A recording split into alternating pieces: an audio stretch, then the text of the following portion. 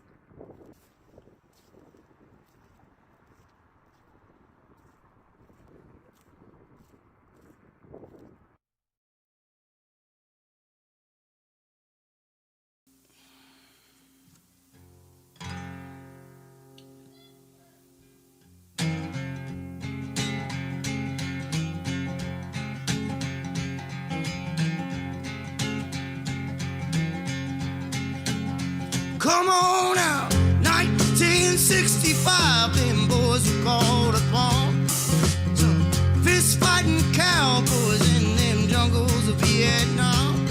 But I'm an airborne man, baby.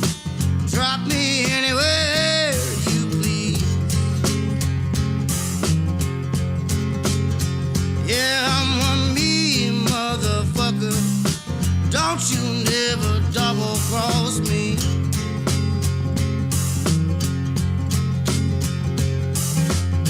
19 years old, doing the bidding for Uncle Sam.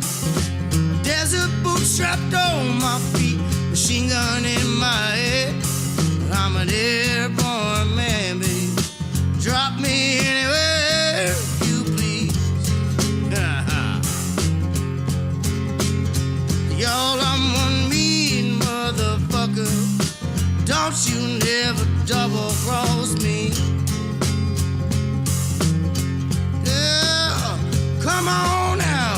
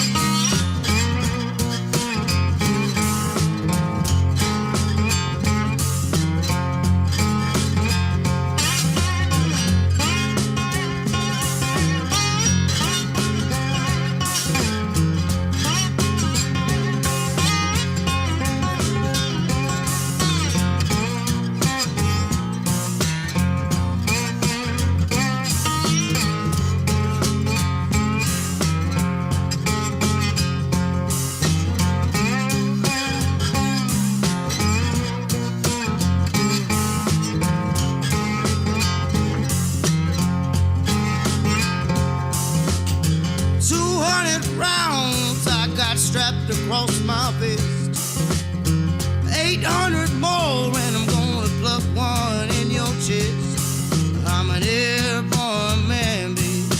Drop me anywhere you please.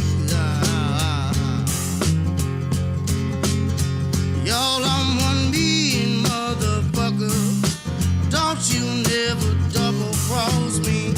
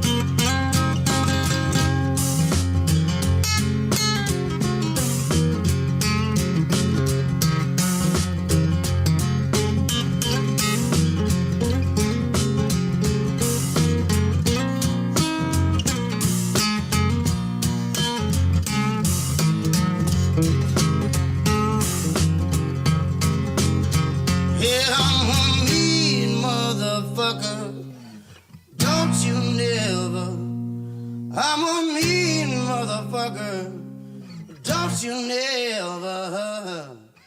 I'm a mean motherfucker, so don't you never double cross me.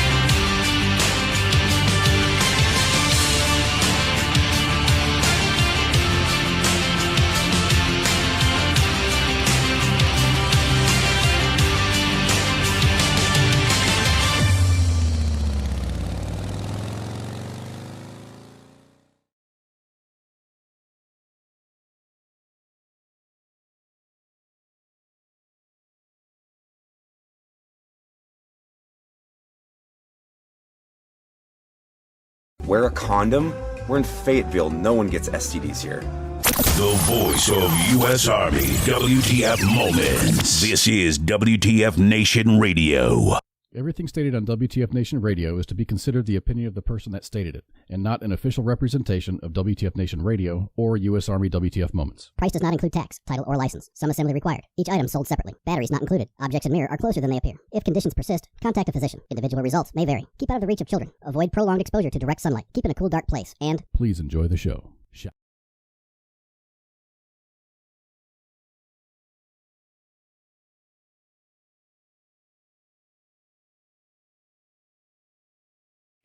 Hey everybody, we back.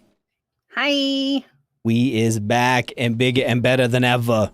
Well, maybe not that. But Well, we're pretty, healthier than we were last week. right, and we're pretty all right. I mean, I don't know if we're better than ever, but we're pretty up. I think we're all right. I think we do all right. Yeah, we're all right. I took Yeah. a shower. Everyone should be impressed by that. Oh, there you go.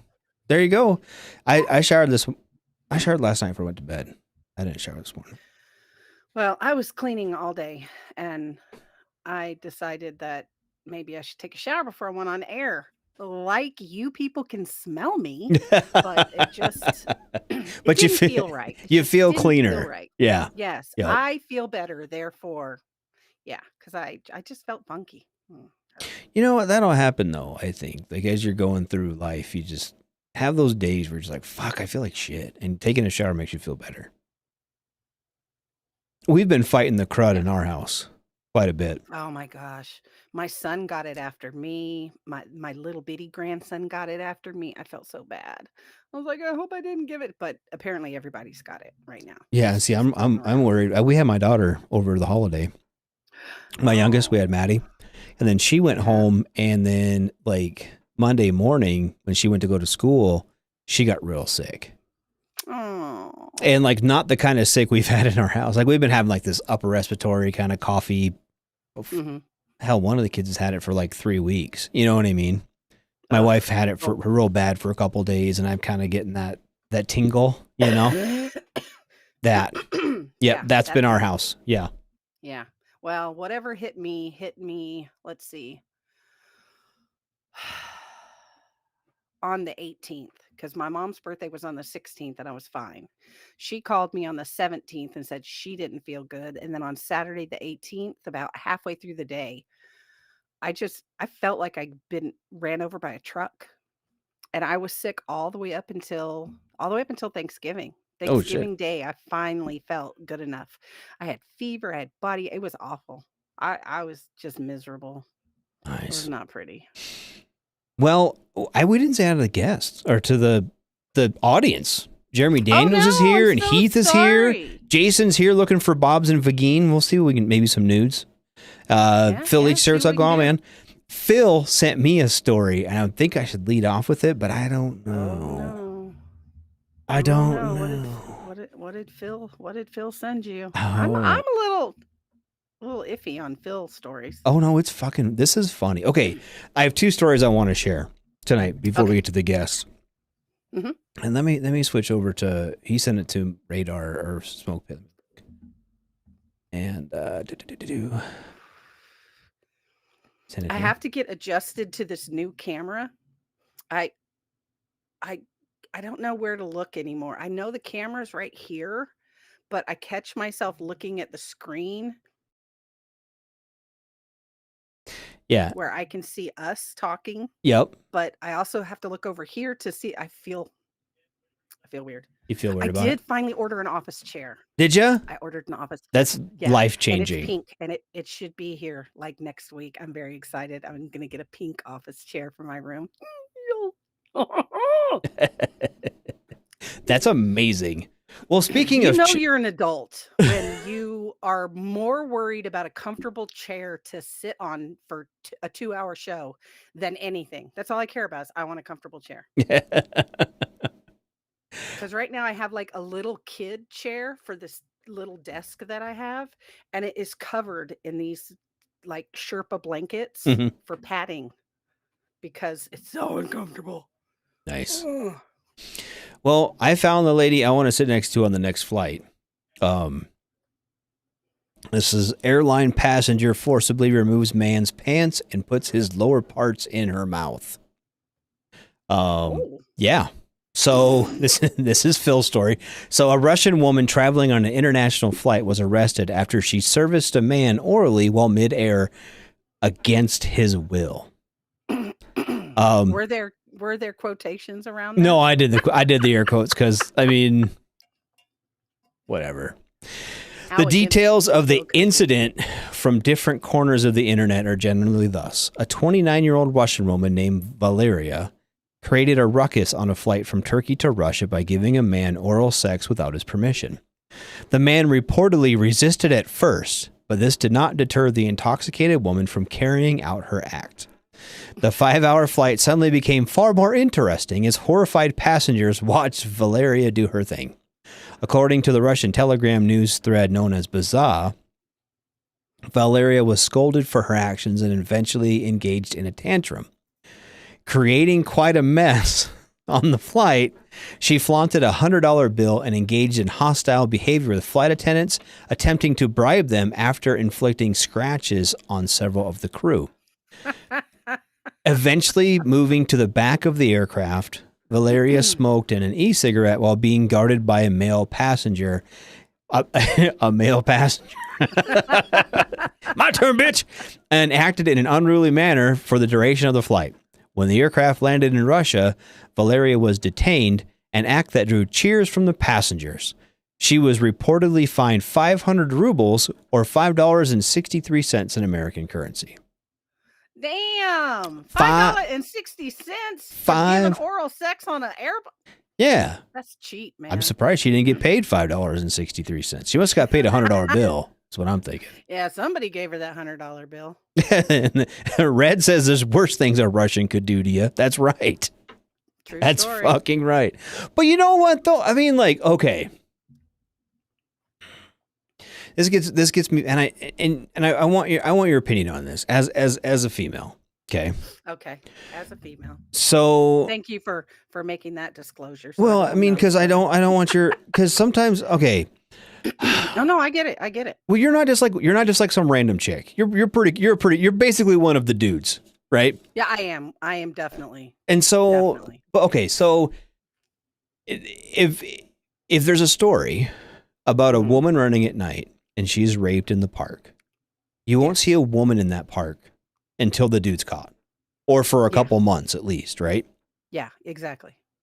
If a dude was running in the park and this chick, Valeria, was there, and the story got out, the next night that fucking park would be full of dudes looking for Valeria. They'd be just sitting on benches. They'd be lining up. Like, where Valeria be at? Where you be at, girl? it's sad, but true. Well, you know, Red said, me and the boys catching a flight to Russia. Yeah. Yeah, everybody's jumping for flights to Russia now. Well, you know, Phil wanted people to head over there. He said, you know, quote, he said, yeah, she raped that dude. Yeah, like, technically, yeah. But I mean, okay. I've never been in the situation where that has happened to me in an unwanted scenario. Right? You've never had a woman force herself upon you. No. Look at me. I have to beg my wife to do it. But what I'm saying is, like, I don't even know. Okay, if you are not that into it at all, yeah, as a dude, I'm surprised it shouldn't work. You wouldn't think, right? Well, no. See, because there are studies. Women who are sexually assaulted get massive guilt because your body reacts to it regardless of what your brain wants. Right. But, and I guess there, you know, if that's the girl in the picture is a pretty petite, blonde, very non-stereotypical Russian woman. She's a very small woman. The one in the article, maybe the picture of the same woman, may not be. I don't fucking know. Mm-hmm. But in that environment, okay, in a crowded aircraft, it's not like you're all by, it's not like it's some dark alley. Yeah. It's not like it's in a, you know, I feel like is something that started to happen and you really didn't want it to happen and you were loud enough, you're vocal enough, even if she was large and you were small and you couldn't get her off you, there's enough people on the aircraft that would stop the interaction. Either way. Yeah, right? You would hope. If a dude crawled on a woman in the aircraft, you think that they would stop that, right? This does not sound like that. This sounds no. Like this sounds aggressive. Like he was like, no, please don't. Then she was like, come on. And he was like, well, and he's like, well, right. It was more like, because you had a dick in her fucking mouth. She wasn't like, at that point, you're not arguing it. You know what I mean? Like, no, you're just like, well, my dick's in your mouth, so I might as well let you finish. See, Phil said, once in my 20s at a bonfire, I said, no, the girl was too young for me. She's like 5 years younger and I don't do jailbait. I agree with that. And I've told people, I've told people no. I've said no. But once you get to that point, put your wang in their mouth and been like, mur, mur, mur. Yeah, sorry that you said no, but I'm gonna anyway. God, insert Demi Moore in that movie with Michael Douglas. Sometimes when people say no, they really mean yes. Or that was AOC had that great clip. No doesn't mean no. No means try harder. Oh, it does, huh? She was talking about Republicans blocking her bill or something. But I feel like you can't say that on social media. Or it gets turned into a meme. Say that about anything. Ever. No means try harder. No means. Could you imagine if I showed up to any event with that on my shirt? I would be fucking hung. Oh yeah. I would be lynched right there. If I showed up to something, showed up with that on their shirt. It is a double standard. Absolutely. Because if I wore a shirt like that around, someone would be like, oh, you're right, honey. Just try harder. We would laugh at it. It's sad. We would laugh at it. We would. We really would. And it's whatever. I would laugh at it. We were talking about. I have a shirt made. Yeah, right. So we were watching over Thanksgiving. We had, some of the friends were home. Some of the kids were home for Thanksgiving and stuff. And Tori was home. And my wife loves to watch like old stoner movies from like the late 90s, early 2000s, right? Something like Out Cold or something like that, right? Mm-hmm. And one of the show we were watching something. I don't remember what it was now, but they kept you saying retarded. Oh yeah. And gay, but not gay like homeless, but like, man, that's so fucking gay. Like how we all did in the fucking 90s, Yeah, like have you seen that South Park clip? Oh, where Kenny and them are like on trial for calling everybody gay. Yep. Mm-hmm. And they're like, no, not like gay, homosexual gay, like gay, like you're stupid and an idiot or you're being dumb. Mm-hmm. That's because that's what we use that word for. It was like dude. Everything was dude or gay. Like that's just the way it was. My brother's favorite word. Mm-hmm. He used to call all of us that. Oh my God, you're so gay. And but it was now you can't. You can't do that. It's not PR, dude. Yeah. He says his safe word is orange. The fruit, not the color. He kept saying the color. I didn't know. It was weird. So. Oh, good Lord. I'll remember that, Heath. Phil said his is meatloaf. He'd do anything for love, but he won't do that. Go, Phil. But genuinely, like, those standards have changed. And whatever. That whole sticks and stones may break my bones thing. But, words do hurt. And words do hurt people. I understand that. But there's got to be like a balance. You know what I mean? Like, well, there's certain words that you wouldn't say out in public to randos. Right. But you'll use those words with your kids or your best friends or your family or your really close, but like in the military, there's things I would say to my other fellow service members that I would not say to like the everyday civilian. We were watching because they would get offended. I watched that show Reservoir Dogs. You ever seen that? Yes. Or Reservation Dogs or whatever. The reservation one. Oh, okay. On FX. And I was watching that. And my daughter, she came in. She's like, they can't say that. I'm like, they can't say what? Well, they're making fun of Native Americans. I'm like, they are Native Americans. Yeah, they can say whatever they want about each other. I who are you to say he can't call him an Indian? Well, he just called him an Indian because they're both Native Americans, and that's what they call each other apparently. So he can call him literally whatever he wants to call him. Sorry about it. Exactly. You know what I mean? That's how They're it works. laughing about it. Yeah. And like so, but like so to me, that's when it goes too far. When you tell somebody else they can't say something, when like I It's can't within their own culture.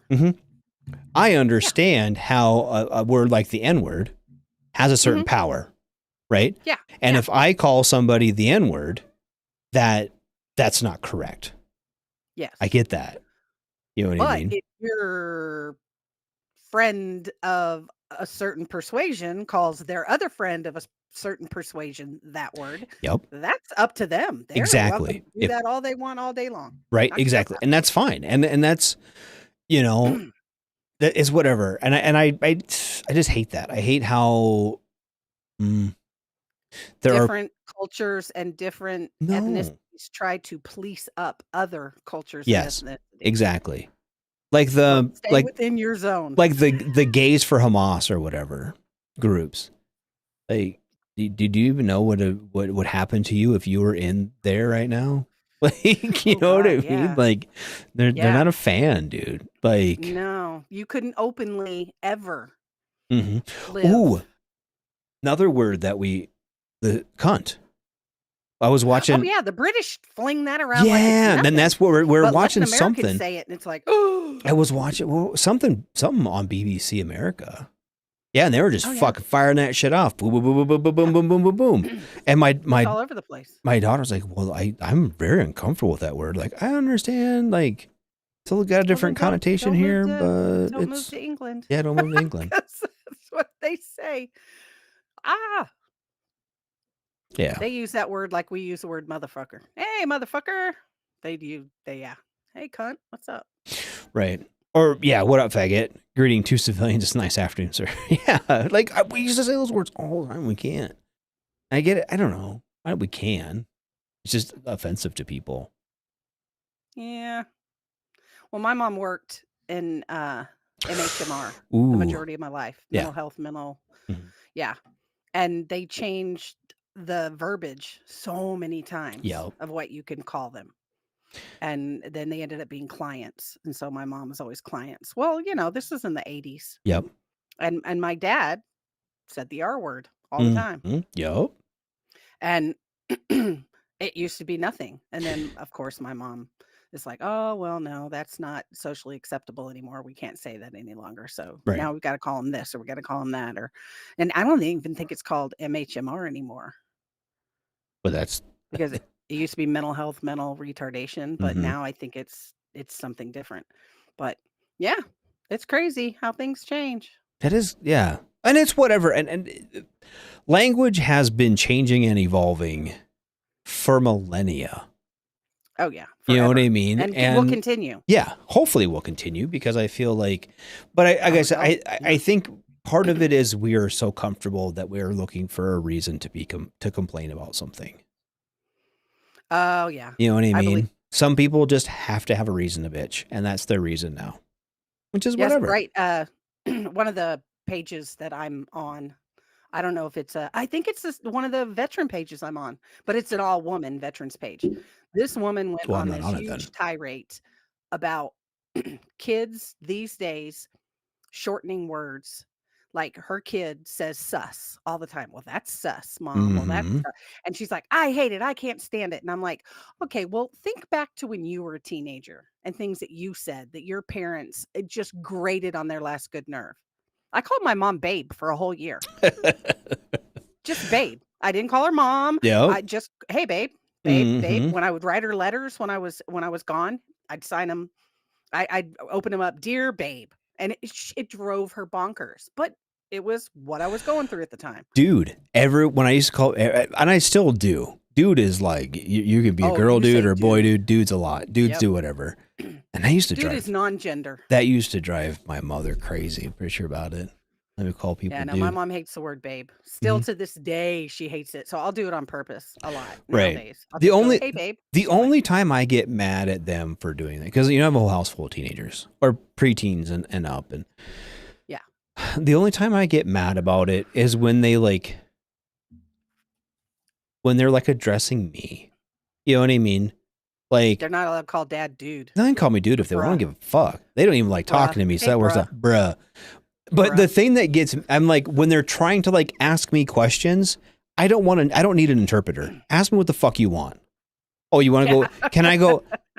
Yeah, can I go hang out with my bae? Who's your bae? My boyfriend. Okay, can I hang out with my boyfriend? And I'll be like, yeah, I don't give a shit. Yeah, we don't need. I want to be crystal clear as to what I'm fucking agreeing to. You know what I mean? I like names. Yep. I tell my grandson, I want a name. Yep.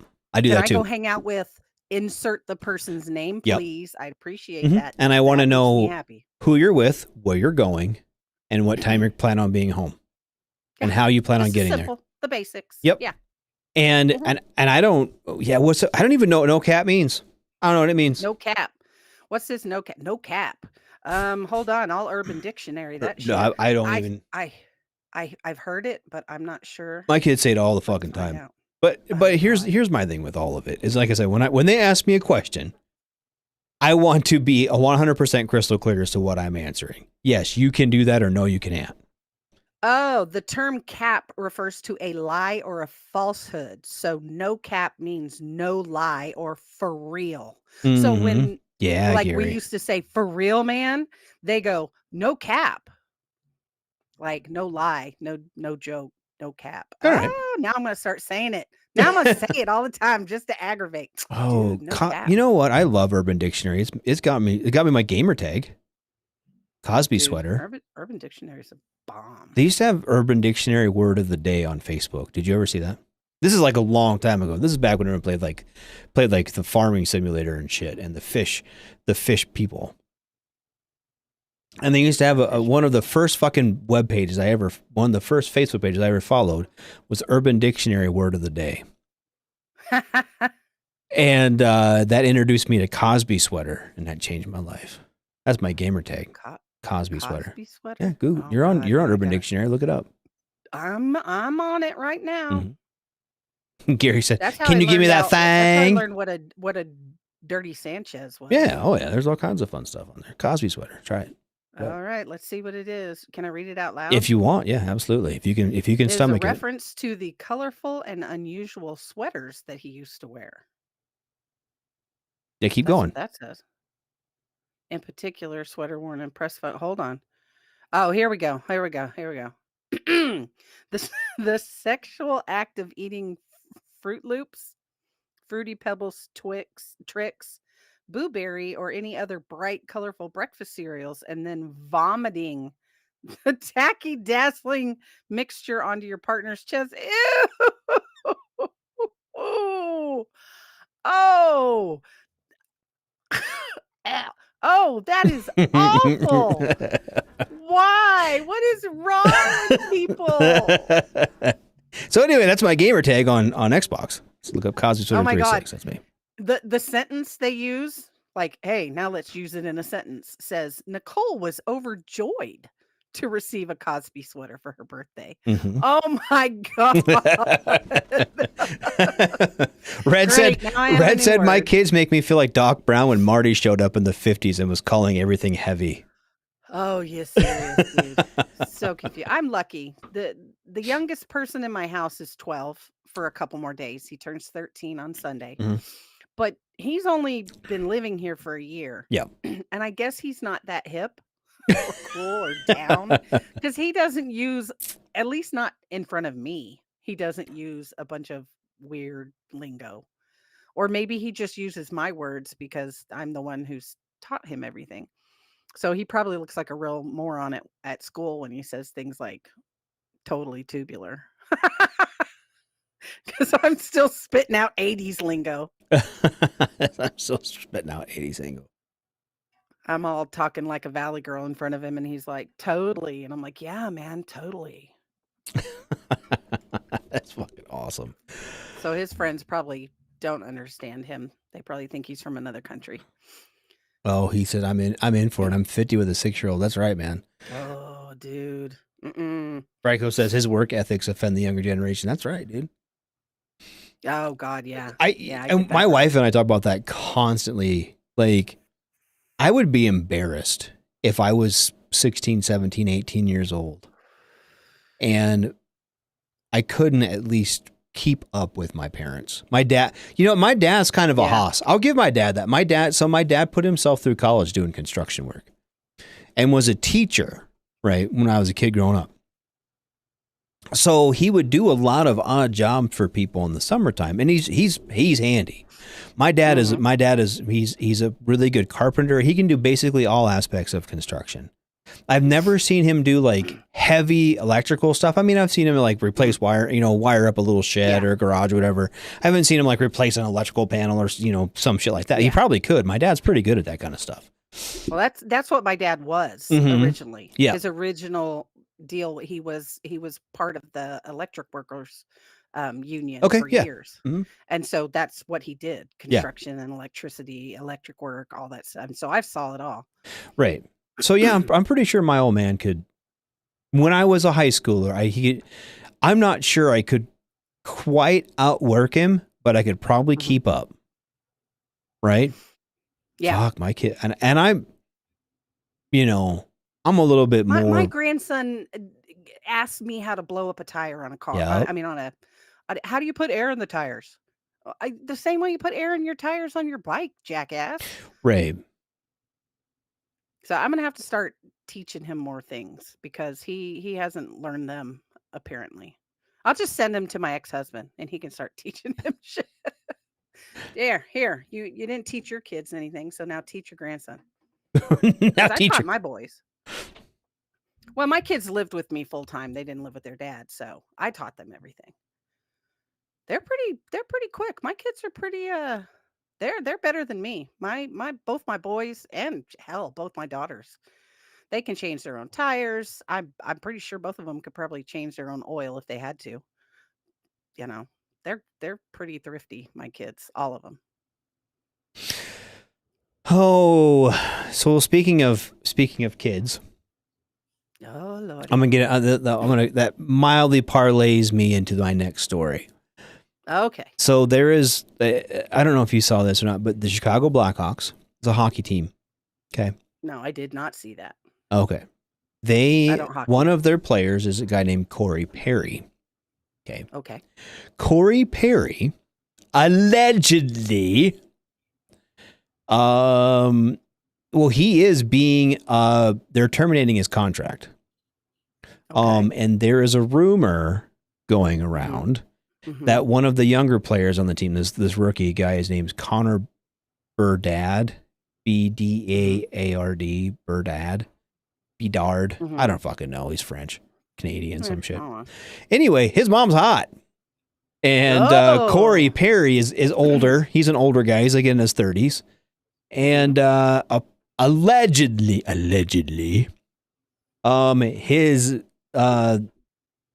this Connor's mom was at this party for all like the wives and spouses and friends or whatever, mom's retreat for the Blackhawks, and got real chummy with Corey Perry, and he was Ooh. stuffing her.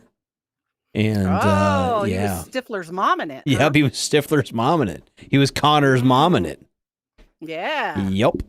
And So so he's in trouble for that? allegedly, I don't know. Because here's the thing: You're not allowed to slip all the hot Blackhawks. beef injection to your co-player's mom. She's kind of They're hot. consenting adults. Who cares? Well, He's not married, is he? I don't She's not know. married, I is don't. she? I don't know. I didn't look into that. That doesn't matter. Okay, see, that's the difference between men No, and women. no, right because there. here's the thing, and this is I would dig into all the information. I'd want to know everything. here's That's why we're so good at investigating. well here's I don't care. Does that make sense? The other thing that's a difference. Guys between don't give a men and shit. women. I want to know. I'm like, dude, what was she married? Is Hold he on, married? I'll look and What see was if he's this got a wife. extramarital? Hold on, What's I'm going on? Why are they Googling- so pissed about it? Corey Perry's wife. Oh, she's hot too, though. They're married. In, her Oh. name's Blankeny. She's kind of cute. Blinkany? Oh, so he is married. No. So it was some All the some- Blackhawks have said is they're dismissing him because of unacceptable conduct. Yeah, well, They if didn't he's say married what. and they have some type of a, Let me- deal, kind of like hold the on, let me military go- does, where you can't be doing Doing stuff you- like that. Doing your mom, doing your mom. No extramarital affairing. Maybe that's why, because he's married. Maybe. I mean, that would make sense. It would not be the They it would have not some be kind the of a first morality professional clause. sports player to fucking like cheat on his wife. Stoop somebody's Stuff- mom and cheat Stuffing on their someone wife. else. Yeah, but Oh, they, yeah, well, I don't know. Canadians have She's- morality clauses, though, don't they? The Canadians are. Well, this they're- is Chicago. This is Chicago. You can't tell me nobody Oh, slept this around. Is Chicago. Yes. Oh, well, that's silly then. What? I mean, they're grown-ups. I don't think somebody should lose their job over that. I mean, for fuck's sake, the old president didn't lose his job. No. All right, this isn't the best picture. Let me get it up.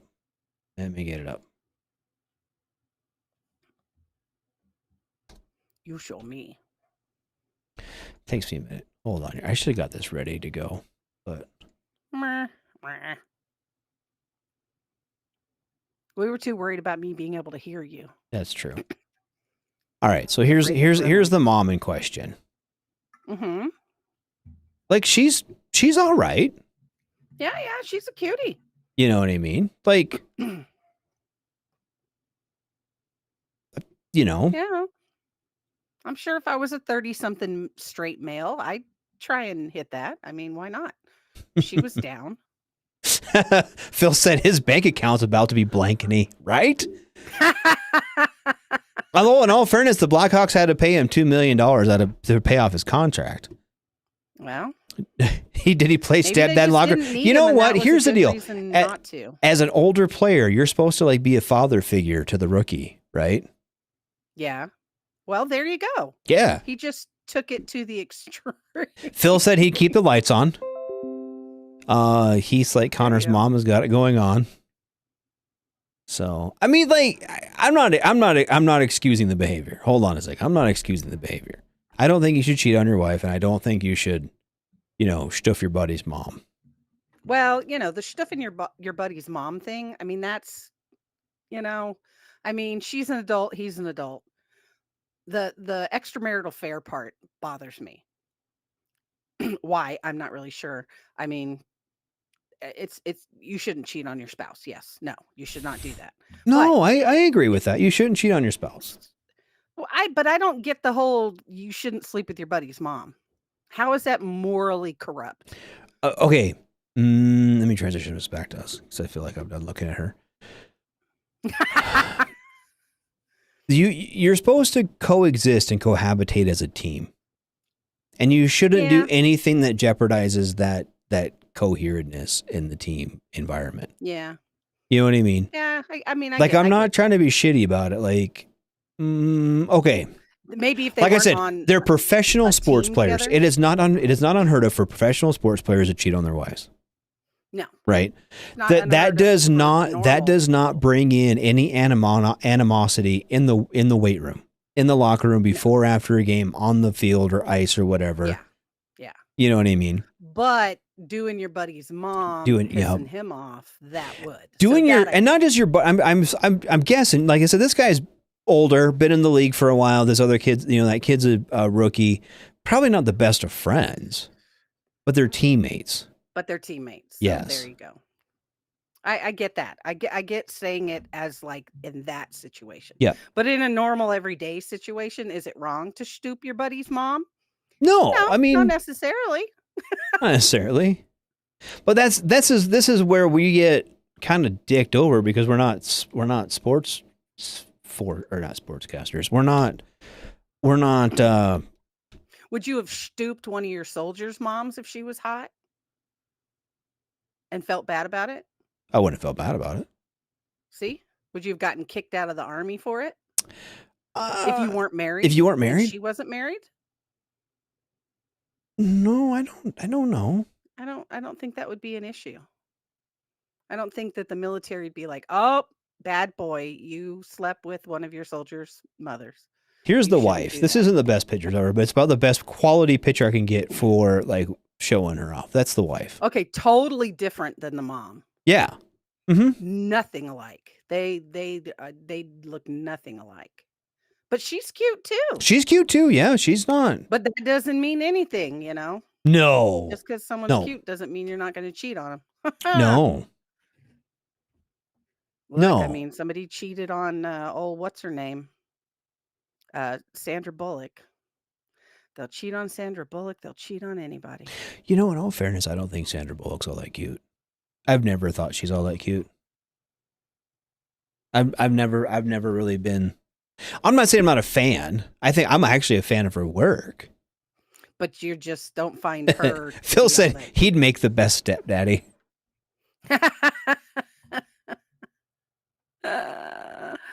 Oh, okay. So Red said the adultery part is reprehensible, but I'm not sure about the mom. On one hand, I'd be mad, but on the other hand, he did make mom happy. And could I really be mad at that? Yeah, I mean, you got to think about that. Mm-hmm. If my kid, see, maybe I raised my children differently. My children have always said that no one is off limits unless they're younger than my children are. Right. They've asked me to not date anyone or be in a serious relationship with anyone that is younger than they are. You know, and that makes sense. It does make sense. Because you They, don't. I mean, and they asked. What is "Oh, on what your in the hell is screen? on my What is- cam-" what was I don't that? know what that Is that a was. It bug? was on my camera. I know it was huge in my screen. It was amazing. But okay, like, and I could see where that would be slightly uncomfortable. Like when you bring your boyfriend over for Thanksgiving, and it's like your Yeah. kid's like best friend from high school or some shit. I could see where that would be a thing, right? Yeah. But you're not on the ice of an NHL team as a contender for the Stanley Cup, and then bringing that drama into that's a whole other Yeah. level. And Yeah, it'd be 'cause the if same. they've got to play on the ice at the same time. Yep. That could cause some. Yeah, that could cause. Well, some like I said, when it comes to those kind of teams, you don't. Football, I'd equate it more to like basketball, because you have a small number of people. Like what's hockey's 6 people on the ice, 6 on 6, Mhm. right? Mhm. Right? Yeah, you have center, 2 wings, two defensemen, and a You say goalie. so. And then basketball, you got 5. Football has way bigger teams, and so you can kind of keep people away from each other or whatever. I'm surprised that it's gotten out. I'm surprised it got out. I'm surprised that like they didn't like fucking squash it and be like, look, Oh, we'll before trade it hit. somebody. We'll trade you, but you're not saying, and we won't even say why. We'll just say we got a trade offer and you're getting fucking traded, and sorry about it. Suck it up. Like it or not, you're getting fucking traded, because they're both good players. You know what I mean? Well, They both could play somewhere I else. wonder if they had no way to squash it. Like You too have many to. People knew about it Doesn't matter. to keep it under the radar. It doesn't matter. And as a general manager or an owner of the team, you say, if this gets out and I find out who the fuck got it out, you're fucking done. Yeah. I'd put them in more trouble than the dude who did it. I would just trade but him you off. did say it happened at a place where there were other spouses and Possibly. family And like I said, and in all fairness, that's the rumor. Ah, okay. It seems it's coming from like some pretty good News sources. yeah. Well, there you go. But I mean, like, can you really like? I don't know. I don't know. I feel like you keep a lid on it, because you have to have that integrity of the team. You know what I mean? That's worth more than even the season. You got to have that integrity Now of the that- team. That just makes everybody look bad. Yep. Like, Do I think the you're guy was just wrong? Absolutely. wilding out. She probably put his thing in her mouth and he just couldn't say no. He tried. And they moved her to the back of the airplane and she had $100 bill. It's crazy. I hope Then it she wasn't got a charged European $5. player. They take that shit to a different level over there. What, like the mom fucking, like what's going on? What's Europe do Well, different? the European teams, they're real serious about morality. Like Oh, are they they? have massive. Their like upper level sports teams have massive morality clauses. Like they can't fuck around and find out at all. Really? Yeah. I learned that when I was living in Germany. They are real big on morality over there when they're in the spotlight like that. Well, good. I do appreciate that. Like I don't know. I talk shit. If I was single, I'd sleep with his mom. And Phil says the players play different. They hit hard as fuck. Yeah, I do. He'd be taking them out. Man, I've recently found rugby. And I just watched like the pre-game warm-ups and stuff. Mm-hmm. Oh, them rugby players, they're special. There was a. Did you see the field hockey one story? I think it was while you were gone. No, I don't think I did. And it was like, in like Massachusetts or some shit, and there's no boys field hockey team.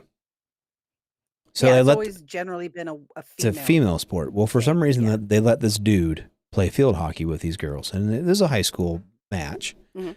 And it wasn't like oh, I'm transgender, so no, it was they just let a guy play because there was no guy, and that's they have a rule there that if a boy wants to play volleyball, you have to let him unless there's a boys volleyball league kind of thing too. Yeah. You know what I mean? Yeah. And so they let this kid play field hockey with his team and hit the ball. I think it's called a ball. It's a ball, but I don't know if it's called something different. It's probably some weird name because it's field hockey. And it hit this gal in the mouth and broke out like all of her teeth. Oh, damn. Yeah. Like everybody was like, they fucking fell silent. And the fucking dude's like cheering and shit. Yeah, it was bad. It was bad. Ooh. And like, she ended up spending like a couple days in the hospital and had like a really bad concussion. And she's like, Yikes. fucking mouth is mush and shit. Like, yeah. Well, now we know why there's no men field hockey teams. Well, that's what they're trying to do is kind of say, hey, you cannot. And I guess it's not the first time this has happened or something like this has happened. And they're trying to kind of in the wake of, remember that dude swimmer who fucking took like the NCAA championship away from those gals because he was like transgender. Because he sucked as a male swimmer, so he's transgender now. And he's kicking ass as a female swimmer. Yeah. So they won the girl swimming won that case, and I think in the aftermath of that, they're trying to make a bigger deal of this. But like, you absolutely should. It's a safety concern for a sport like that, or like wrestling, wrestling for a long time didn't have women in it at all. Mm-mm. And I know most high school football teams don't have females. I know some now have started to allow females to play. And I know most of the time the women that or the girls that have played have been like special teams. They've been like the kicker or whatever. None of them have been really contact ish. But I mean, I'm not a feminist. But I'm not a non-feminist either. I believe women can do anything to a point. Being, if you are physically able to do it, go for it. Good for you. I personally have no desire to get on a team against a bunch of other men and get the shit kicked out of me because I know I am not physically capable of taking out an NFL-sized male football player. Hell, I'm not capable of taking out a high school football player. Thank you very much. But if I thought I was physically capable of it and I worked out enough to do it and kept that standard and could, fuck yeah, go knock yourself out, dude. Well, I think the biggest part of it for a lot of people when it comes to this incident and a couple incidences like that is when you've got somebody who is putting other players at risk. Doesn't matter who it is. Like, you got to kind of, Yeah, if he did like- that to a male player, it would Uh-huh. still be wrong. Well, and this is the regardless. question too. How come they don't wear the mask like they do in regular hockey? I don't know. I know they have helmets and shit, Yeah. but they should. And they do have an equal play law in Massachusetts. So like I said, it does mean that, they have, if you as a woman say, I want to play football, they have to let you play football. There's no, Yeah. which like I said, I don't really give a shit. Yeah, I don't either. I don't but if really give a somebody shit is about that. doing something that's causing harm, Right. and it becomes a safety issue, then either they need to change the equipment Yep. or they need to change the game or open up a male league. Right. Well, and this is something too, like my son would probably play volleyball. He would probably play volleyball over about any other sport. Maybe soccer, Yeah. maybe not. I don't know. He loves volleyball. He's good at it too. Mm. But there's no boys volleyball here in South Yeah. Dakota. I know there's probably states that have it. I don't know every state and their rules, but here we don't have enough interest. We don't have enough kids, really. Yeah. If you put him, my son, as an 8th grader, is like 5'11", 130-ish pounds, bigger than most girls his age, bigger than most Yeah. boys his age. And if you put him as an 8th grader on a volleyball court, he has the very real potential to hurt somebody on the other team. Yeah, because he could probably spike a ball pretty damn well. Yep. And he can't, And and he's got height and weight over them Yep. and So, upper body strength over them because, they grow differently and they develop differently, then Yep. yeah, definitely. He has a potential Absolutely. to hurt somebody. so I understand why he cannot play volleyball. Does it suck? Kind of. He's afforded so many other. Like I said, he can be in soccer. He can be in wrestling. He can be in all these other sports. Mhm. Like he doesn't. It's not like he's. Oftentimes, I feel like women's sports, you have like one per season. Like in the Yeah. fall, you have to play volleyball. In the winter, you play basketball, and in the spring, I don't know, what do girls do in the spring? Softball. Softball. Yep. There's softball. Yeah, and that's it. Like you don't. And women run track. Yeah, and there's track, and there's tennis, and there's golf, and there's all Yeah, these other there's sports. tennis and golf. But for the most part, it's not like the boys have like. I feel like the boys have a lot more opportunities when it comes to sport. Well, yeah, because they've got soccer, which the women play. Women soccer. play. We have girls They've soccer got too. Yeah. Football. They've got baseball. They've got basketball. They've got Oh, yeah. wrestling. They've got. And they I will also have say tennis and wrestling, golf and I was really when I was like I said when I was a kid, wrestling was not a women's sport at all. I don't recall any women being on the mats at all. Mhm. And now that my son is in middle school, he's my 6th graders in wrestling. Mhm. There's enough to have entire women's tournaments here. Oh, wow. Yeah, Cool. which is great. I 100% applaud that. Well, But then you imagine look up at, like, this there, field You hockey. guys have a lot more indoor sports. We do, than especially in the outside. wintertime. And we just, I mean, okay, there's a team north of us called as the schools. It's Harding County, the whole fucking county. There's less than 2,000 people in the whole county. Okay, Mhm. that's adults, children, everybody. The whole fucking population is like 1,950 people.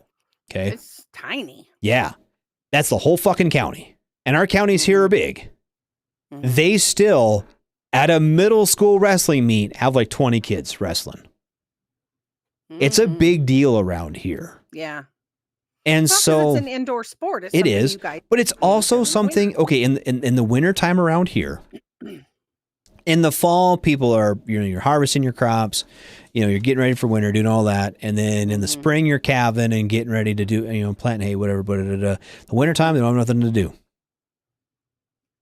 In the wintertime, there is no, I'm not saying there's nothing to do. If you own a ranch or a farm, there's always things to do, but that's your quiet time.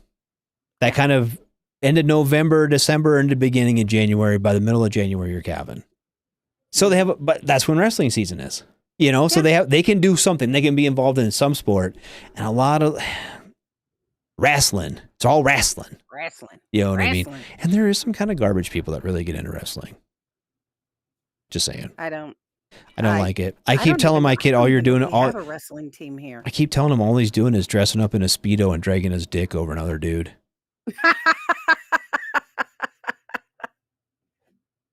Oh my gosh. Yeah, Phil said when I was in high school, I had a girl on my wrestling team for my 10th, 11th, and 12th grade years. No one had a problem with it. She would beat some ass. Absolutely. And a couple of the girls that we have on our team in my school or in my kids' school, they wrestle boys because the girls aren't competition to them. Ah, there you You know go. what I mean? And that's fine. I don't give a shit. I'm 100%. I 100% agree. Especially when it comes to individual sports. Okay, something like a wrestling or boxing or anything like that, anything track, anything that's an individual sport, you should compete with your peers. And if you are that good, period, it doesn't matter what you have between your legs, especially at like 8th grade, freshman year, high school. By the time kids are seniors, boys and girls are built quite different. Yeah. But very much so. I know there's a couple of those gals that are on that 8th grade team are bigger than most of the 7th and 8th grade boys.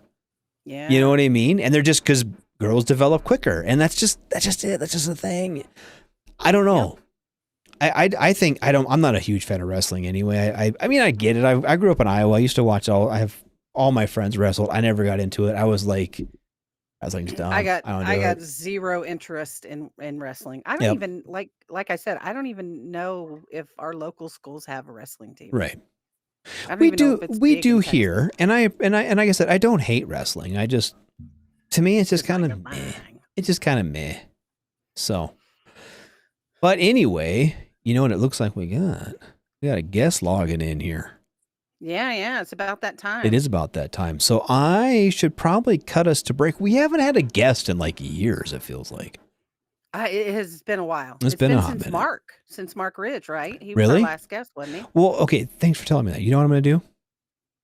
Oh, you're going to give us some Mark Ridge? I'm going to play some Mark Ridge on our break. I'll play some Mark Ridge. And you know what? he's got I'll play some another good guest. Stuff coming out. I'll play another guest. I'll play Darianne Lee too for our break. How's that sound? Darianne, love her. Yes, I'll play those. Those will be my 2 songs for our break. How's that sound? All right, that sounds So that'll good. give us about 7 minutes to get All right. our guest Doug on here. So we'll be back in about 7 minutes, hopefully with Doug. So with Doug. Yep.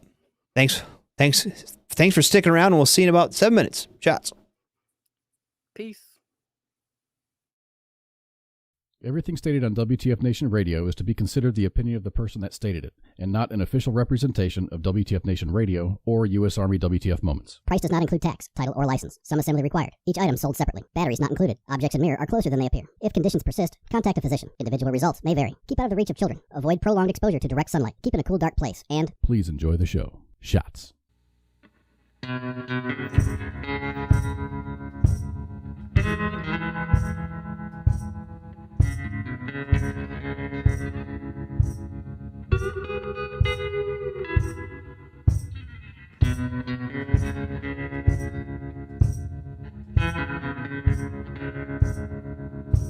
I come from a lifetime of hard labor and dirty hands.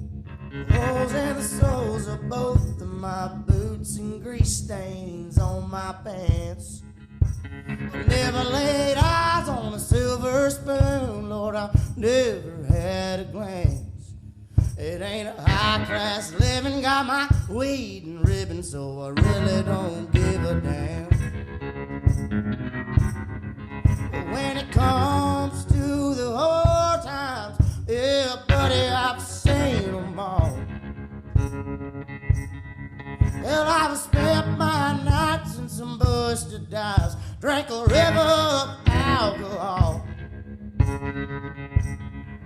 And I've broken my back harvest time, working 90-hour weeks. Well, I ain't a rich man, I ain't no rich man, but damn, I wanna be.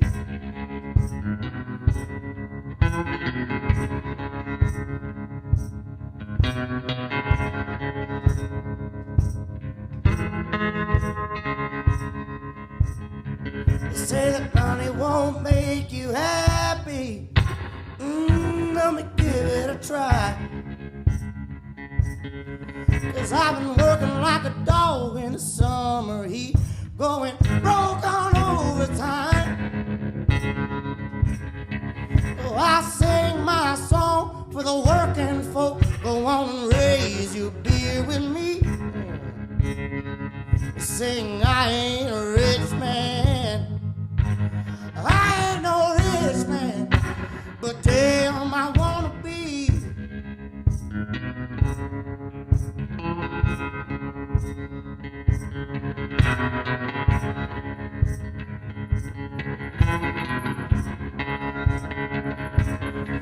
But when I finally break these shackles and I ain't counting out these dimes,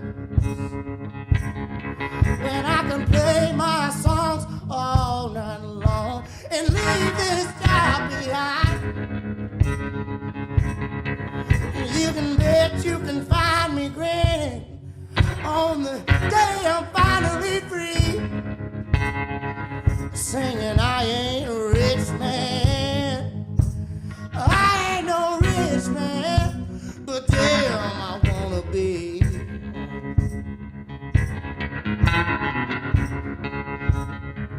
Singing I ain't no rich man, I ain't no rich man, but damn I wanna be.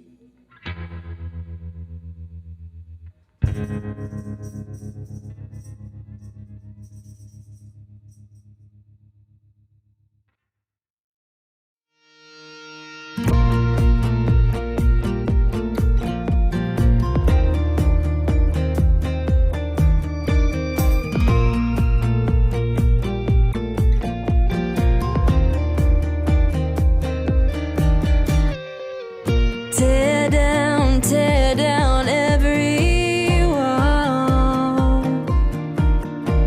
Light it up, watch it fall. Boy, you're getting good at making me feel like nothing at all. And you're telling me now that everything's all my fault. You can blame it on me.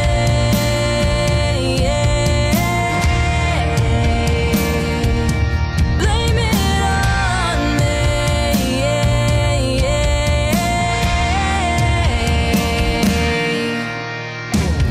Drive out past that county line.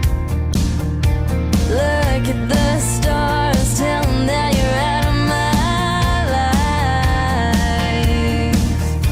Nothing that I did was ever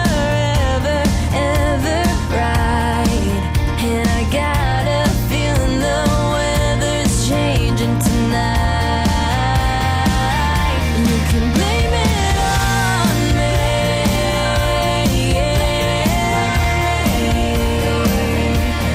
Blame it on me.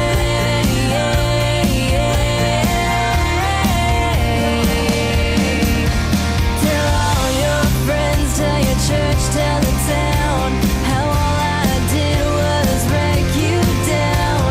When you close your eyes at night, you'll know I'm gone. You can blame it on me.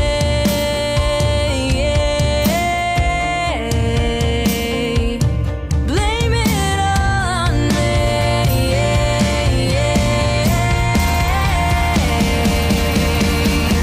Tell all your friends, tell your church, tell the town how all I did was break you down. When you close your eyes at night, you'll know I'm gone, gone, gone. Can blame it on me.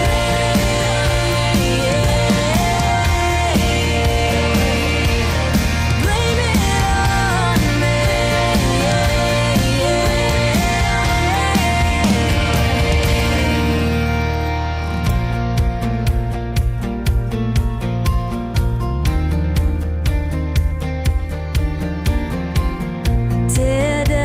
Tear down every wall.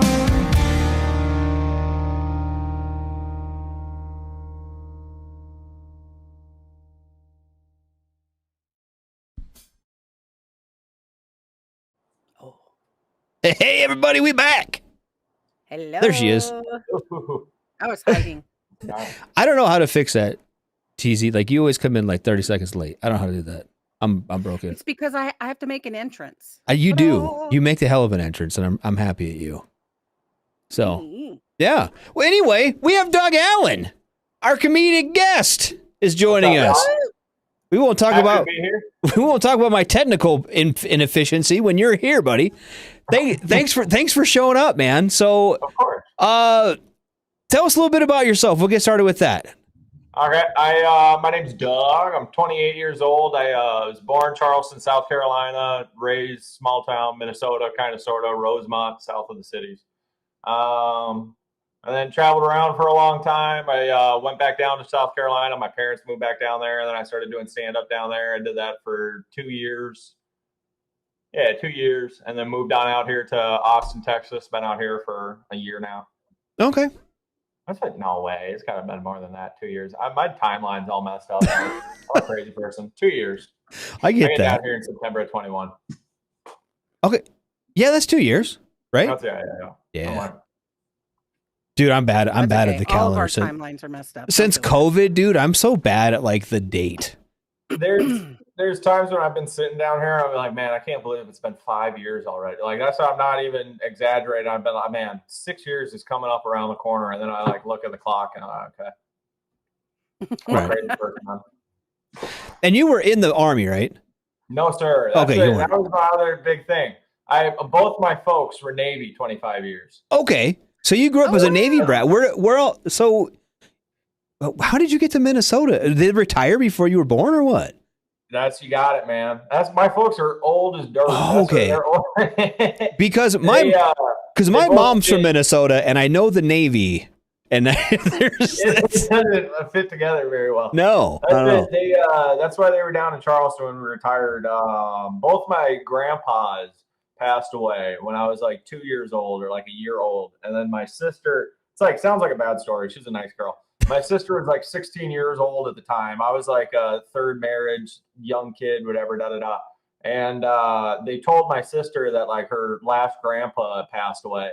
And apparently she was just kind of like, oh, okay. Like never like really knew the guy. He was like up in Missouri. My dad's side's in Missouri. My mom's side's in Minnesota.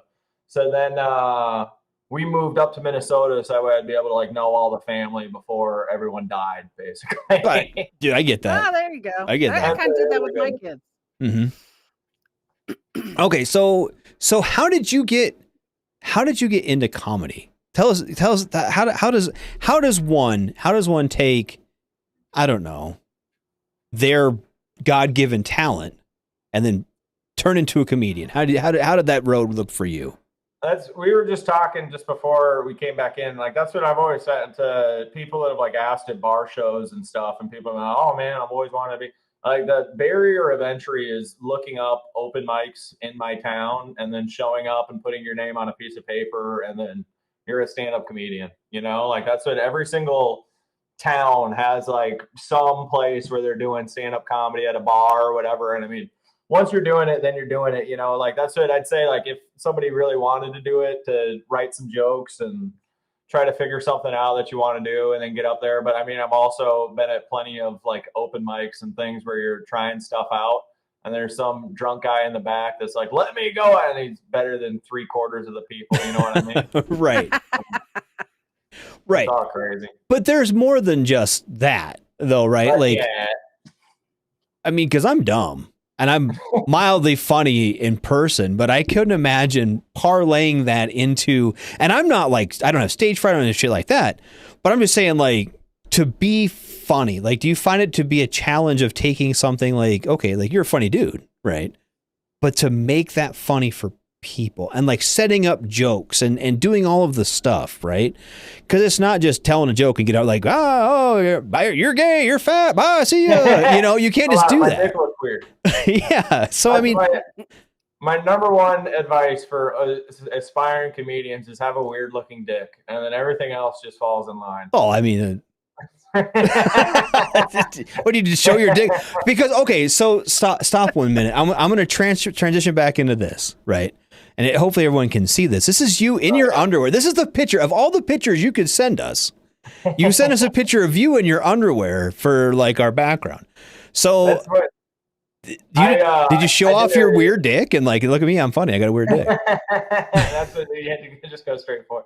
I did a show when I got down here. I was desperate for stage time, so there was a improv show that was down here. It was called Skivvies, and then we had 3 acts or 4 acts or whatever it was, and then we went out there and you did improv, and then you took your shoes off, and you did improv, and you took your shirt off, and you did improv, and you took your pants off, and you did improv in your underwear, and then they'd pick a favorite of the night, and da. I did that for a little while, and that's why I got the nice little shot. That's a good picture, man. It's not a bad picture, but it's funny. When he asked about it, and I said, "Oh, that's improv in his underwear," he's like, "What?" And I go, "Yeah." And if you look on my phone, I screenshotted one of your Instagram posts. And sure enough, the one that I got the screenshot of is you doing improv in your underwear. That's it. Yeah. It's debatable if it helped my comedy career any positive or negative, but it's got to help with the stage fright, I imagine. Find me doing improv in my underwear. That's not going to happen. You guys said anything goes on here. That's it. There's a podcast. It's called Legion of Skanks, and it's a New York podcast. Mm-hmm. There's a big story behind how they got their whole name and all that too. But they have a comedy festival called Skank Fest, and they do it in Vegas now 2 years in a row. And they have a boxing ring in the center of the festival. And then they have boxers go up and da-da-da. And on one of the episodes of the podcast they had on there, they said, send in video, a minute of you talking about like your fighting experience and, you know, this, that, the other, your height, your weight, and then 3 minutes of you shadow boxing. So I took a video right here and I was like leaned up by the camera and I was telling them all about all that. And when I stood up and stood back, I was going Donald Duck in it. I had only my T-shirt on. I had no pants out. My wiener was out. And I shadow boxed around and flopped around all over. And I sent that into the podcast. And apparently it's behind the paywall. It's on the Patreon episode. Oh, yeah. I never got to see him talk about it. But that's what I whatever, man. Hey, wieners are funny. They are, and that's why that's why it's called bumping uglies. Let's be honest, none of them are very, very attractive. But I mean, okay, so so this in your skivvies thing, yeah. Do you still do that? Do you still? No, that's been done for 2 years since I moved down here. That went on maybe my first like 3 months that I got down here, and that went on for like another 6. I haven't seen the girl that ran that. She was a real nice one. Oh, that's the other thing with comedy, man. Down here in Austin, Joe Rogan came down here and told the whole country like how amazing this place is. And in the last 2 years, there's probably been 500 people that have moved here just to do stand-up comedy. So like I moved here from Charleston, South Carolina, and I was talking to all my buddies out there. I was like, I feel like the big fish, small pond, and it's definitely like big pond now, you know? Right. Do you think that Austin has a lot of comedy? It's insane, man. But does that help you or hurt you as a comedian, do you think? For me recently, it's been real hurting me. Right.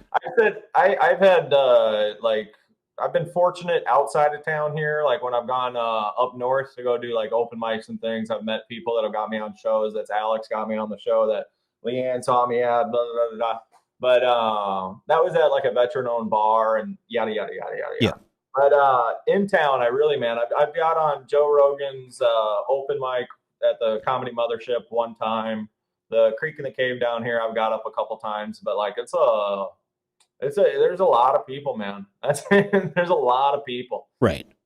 So, but with that lot of people, does it bring like a lot of like scouts and shit who are like looking for because Austin is kind of it's not just comedy. There's a lot of art and music and stuff for people who don't know that, because some people don't know that Austin there's big music acts come out probably almost bigger than Nashville, and the art and everything there is just phenomenal compared to most places in the country. And I'd say it's almost unique because it has different genres all in one place. So like, does that bring in talent scouts who are looking for people to act or to write or anything like that? There's one person down here that comes to mind, Casey Shornima. Probably haven't heard the name, but that's what she was doing good down here. And then Dave Attell, you guys know Dave Attell, yeah? Mm-hmm. I know who that is. He came into town to Cap City, and she opened for him. And then he took her on the road with her for like a week and a half, and now she's writing for SNL. That's what like saw her like in the credits for SNL. It was like Nice. 2 month process where like it just like bing bang boom. And that's what like Kill Tony's down here.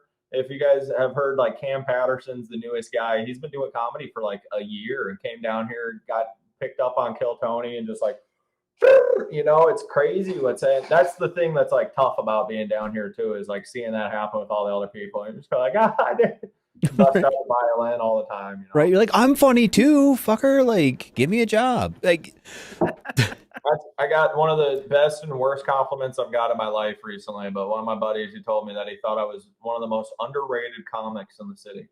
well, that's So I'm like, thank you very much. That's a nice thing. But yeah, I wish anybody else thought that I was funny. right. But okay, so but compared to someone like me, I live in BFE. I live in like the Black Hills, South Dakota, dude. There's like 5 bars in the whole fucking area, let alone there's no comedy clubs. Like I think of like still is an open mic. If you ask around, right, but there's probably like, oh yeah, we got Jim Bob. but there is nobody here going to take me to fucking write for SNL. You know what I mean? No one like that's rolling through. So and then that's a lot of the country, and I'm sure you've been to places like that in the country, especially growing up. You know, going to Missouri or southern Minnesota or whatever. There's lots of that rural America. No. So I don't know. It could be the fun. You could be the funniest comedian there, and at least you're going to get some recognition for it.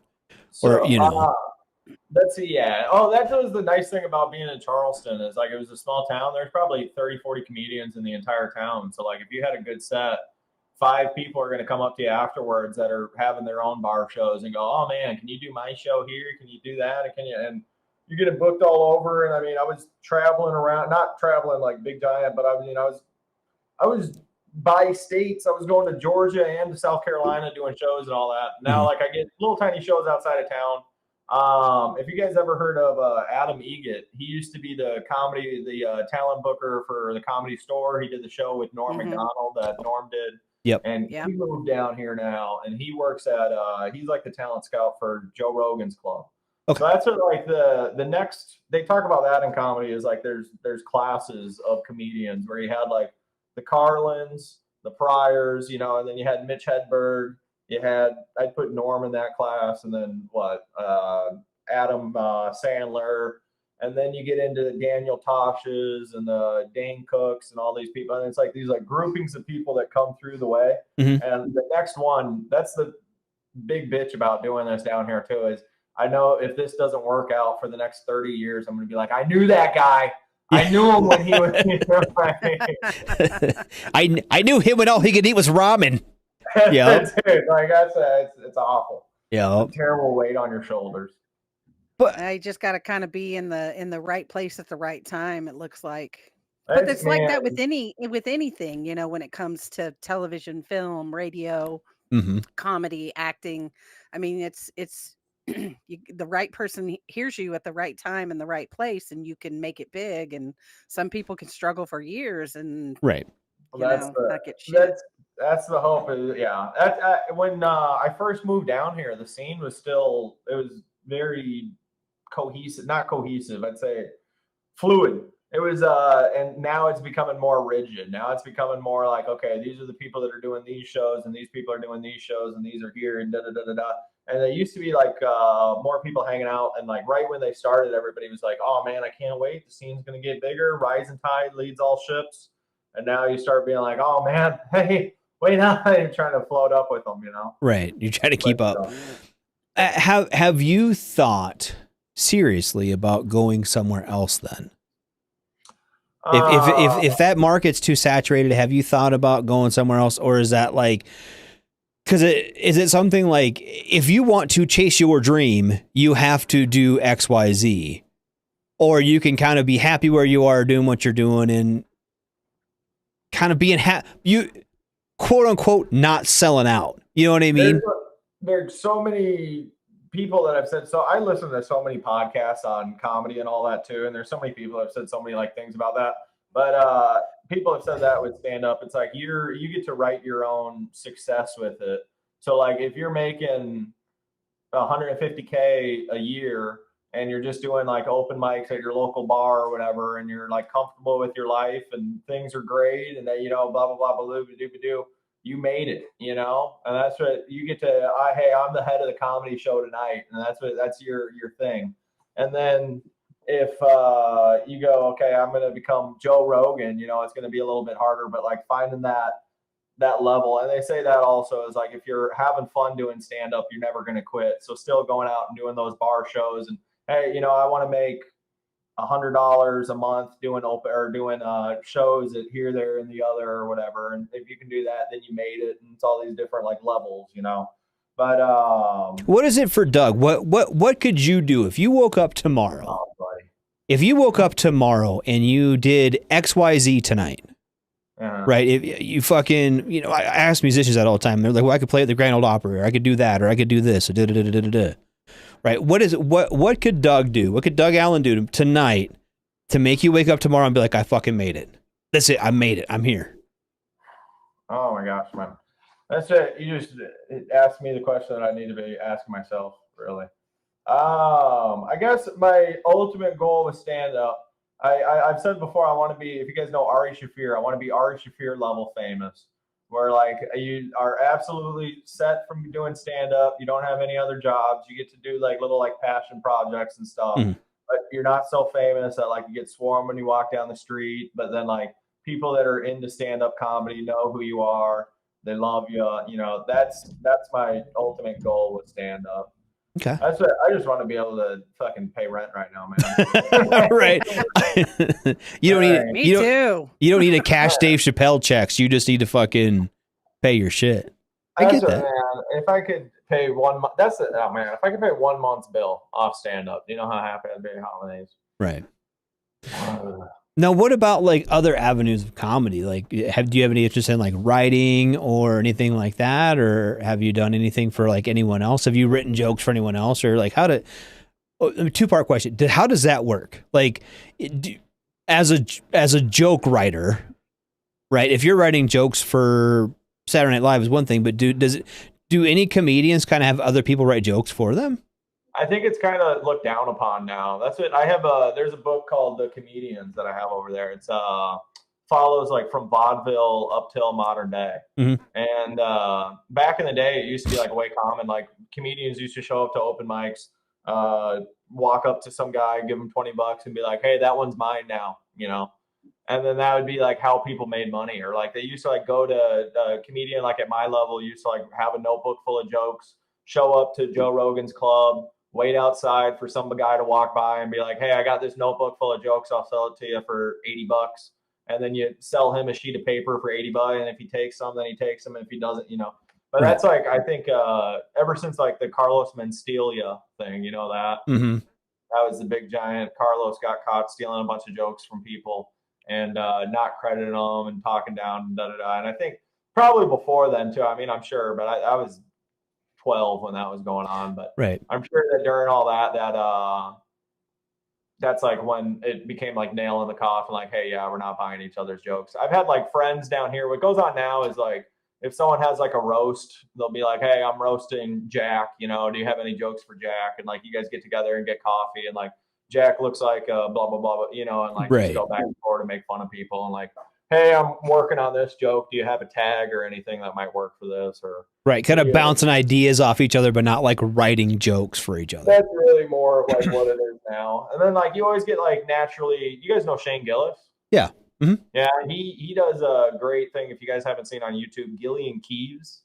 And that's like a sketch show that comes up, and that's like a natural thing that a bunch of comics end up doing too. Is like I got a bunch of buddies in town that are filming sketches and put them up on TikTok and Instagram and all that, and YouTube. And so for that, TikTok is big right now with comedians. I mean, every other one you flip through, there's somebody doing some kind of comedy, something or it's other. One of the most annoying things about doing stand-up today is like how big of an emphasis it is on it, and then like how much your friends talk to you. Like, dude, I posted this just yesterday, and I got 10,000 views on it. And now I'm doing it, and like you have to do it now. They talk about that too. In like the 80s, you used to go do stand-up a guy would see you and be like, "Hey kid, I like what I saw. Yeah, I got a show 5 miles down the road. You can open for me." And then blah blah blah, and then shit would just start rolling from there. So it seems from what I've read.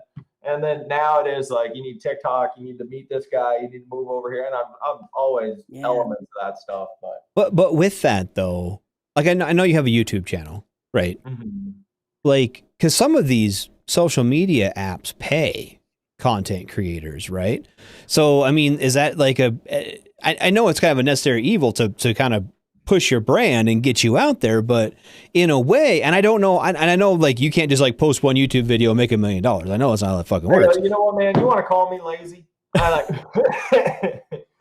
But hey, if lazy fucking pays, dude, you know what I mean? Like, no, I'm being lazy. No, I'm saying I'm being lazy by not doing it enough. That's what I need to be doing it. I got a buddy that he's got paid off a couple like Instagram reels and stuff that it's just him like promoting shows that are coming up. Mm-hmm. And he like puts a flyer together with a short little video, and then he'll talk to us about, yeah, I made $25 off that video. It got played 20,000 times or something, and like, yeah, it ends up bringing back everything little by little. Right. I need to get down to the pavement better. I got a buddy that does a bunch of like video production and stuff, and we were talking about having a podcast, and we filmed 8 episodes of it. And then he said he was going to edit everything. So I'm putting that. But then he put 1 episode out and then sent the rest of the clips, all the raw format stuff to me. And he was like, "Hey, man, if you want to edit it, you can." And I was like, "Man, just do what we do, dude. Just do what we do and fucking just post that shit. We don't edit shit. I don't edit a fucking thing. Sure. I just put it out." Man, the amount of slurs that we used to know. Well, yeah, that'll get you dinged on let him YouTube. watch some of my Tammy Joe and Sheila videos. Oh yeah, you should talk about no editing. But I have an what do you want to call it? Alter ego. Alter ego, Mm-hmm. an alter ego, maybe is that what it's called? Mm-hmm. But she's a redneck and she has a a mullet. Okay. Yeah. Bring her out. She's not here tonight. I don't know I don't even know where my wig is right now. I'd have to find it. But yeah, it's fun. I love it. So do you do like, I mean, I've watched some of your stuff. I haven't watched a whole bunch of it. I was sick all last week, so I'm lucky I opened my eyes at all. Is all your stuff just straight up? I mean, I did notice in a lot of your things, you're great with coming back with people fucking with you in the audience. Mm-hmm. I saw some people trying to heckle you, and you are spot on with just coming right back at people with stuff. You're really good at that. Do you also do a lot of improv stuff? Do you do a lot of skits? Do you have like characters that you do, or are you just straight up stand up? I mostly really just do stand up, man. That's what I've said that before too. So like to circle way back to like the beginning of getting into stand up, I grew up like latchkey kid. My parents were school bus drivers after they retired. And so I had like 3 hours to home every single night after school. And I sat at home and I'd play Lego and I'd watch stand-up clips from like 3rd grade on. And I just like always wanted to do stand-up comedy. So that's what, like I've said before also, like I'm like, I want to do stand-up because I was also confused like how like a lot of people are. I thought like you just get up there and start talking and then all of a sudden, funny happens. But like then I'm like, oh my God, everything's written, And I said that to my friends before. I'm like, I feel like I'm like a kid that wanted to be a magician and then found out magic's not real. And then I'm like still trying to like make like real magic on stage. Sounds like kind of like I'm jerking myself off a little bit, I feel. So if you got that weird wiener, you're fine. yeah. There you go. It's all about that weird wiener. I was saying like I really do like just getting up on stage and like trying to just like talk and like not have. I got so regimented when I got down here and like trying to write like one-liners and coming up with everything that I'm going to say when I get up there. And like I really like get on stage and like I have like a couple stories that like I can tell and I can weave in and out of in a way or whatever. And I like fucking around. I like it when people like fuck around with you because then you can get back with them. As long as like it's the time that you're in the mood for that. Like that's what there's times too where people are doing all that. I'm like, hey dude, just let me fucking get through this thing. I'm trying out something. You know what I mean? Yeah. Mm-hmm. It's all crazy. But that's what I really appreciate you saying that. That's what I really try to like. I've had people ask me before down here, like again, like so many people move in, and I've had people ask me like if I'm smiling on purpose on stage before. I'm like, no, man, I'm having fun. Like that's what like and that's the best sets that I've had is like when like I'm having a really good time and the audience is having a good time, and you know. They can read I was very impressed with your ability to deal with audience members fucking with you. I mean, I've seen a lot of stand up, and I go to some of the comedy clubs in San Antonio. I haven't ever been to any of the ones in Austin, but hecklers are always going to be there. Somebody in the audience is always going to think they're funnier than you, and you handle it really, really well. And I have seen a lot of comedians that will fold. They will just freeze up and fold, and you came back with stuff just boom, boom, boom. I was very impressed with that. Sure. Thank you. That's what my dad he's like to defend hecklers. I hate it. It's awful. But my dad, he's like one of those guys where he's like, I like it when the comedian messes around with the audience. I like it when the audience roasts them and they go back and forward. So I mean, every comedy show I've ever been to with him, like he's had some shit go on, and like kicked out of shows and like all that. But I brought him to my last show in Charleston before I moved out here, and like a week before, I'm going, Dad, hey, this is like an A to B conversation. Like if somebody talks to you, you can talk back, but don't try to talk to my friends when they're trying to do their thing. You know, let them be comedians and da. And I got up on stage. I was the host. I'm like, hey, guys, welcome to Elliottboro Mini Bar. Open to blah, blah, blah, blah. I'm doing all that shit. I mean, 30 seconds in, he starts like yelling something. And it worked out funny. But I was on stage. I'm just like,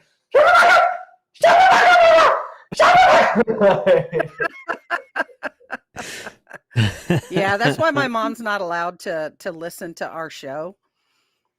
And I'm glad that she's 81 and can't figure out when to log on when we're live, because I'm like, I don't want my mother in the comments. I don't want my mother. She's horrible. She would be awful. She would be correcting my grammar. She'd be calling me out for cussing.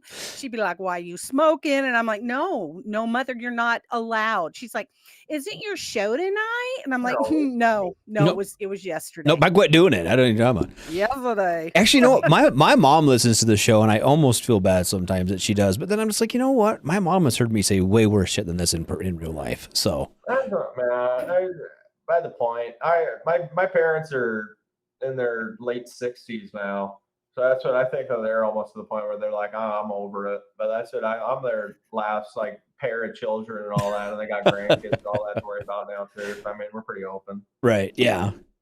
Well, and my mom knows everything. She's a little uptight. Right. But she's old.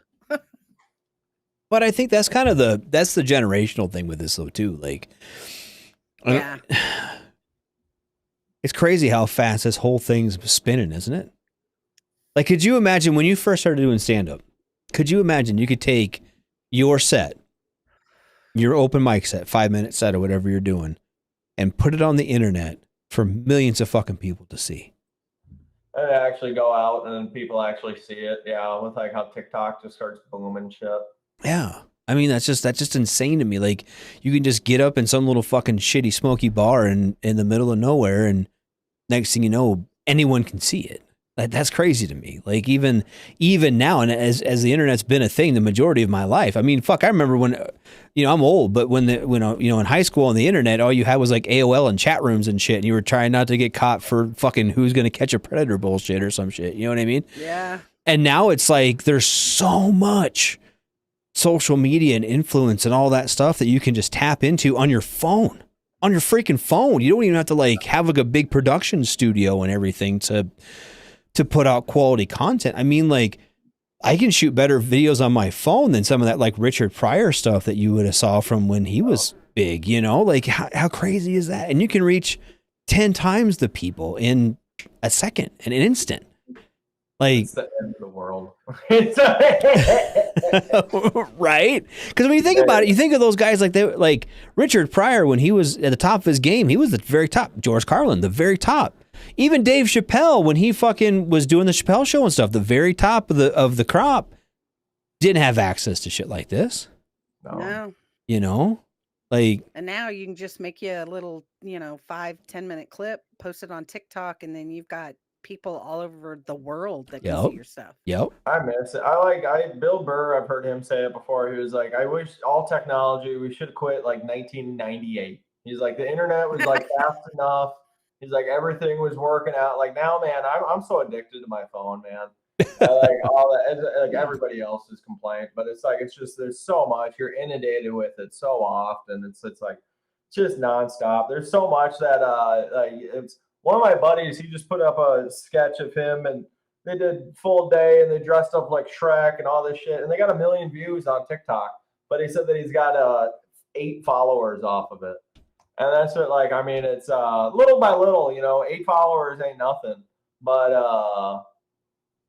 I mean, that's what, man, it's just like the thing, like, that's what it does sound like. It's like, oh, yeah, you put it off and then like, oh, man, you got seen and then something. But there's like 30,000 other people that are doing that at the same exact time. There's so many people. Mhm. That's the thing. I love the amount of people. I don't know if you guys get that on Instagram. I get people that have had 8 followers and they paid the $5 or $8, whatever it is, to Instagram to sponsor their post. And then it's like you said, like a video of a guy at an open mic with 4 people in the room, and it's him just like, so the other day and he paid money to make people all go stare at that on their story. And it's like, again, so many avenues, and everybody's just like, I got no clue what the fuck I'm supposed to do.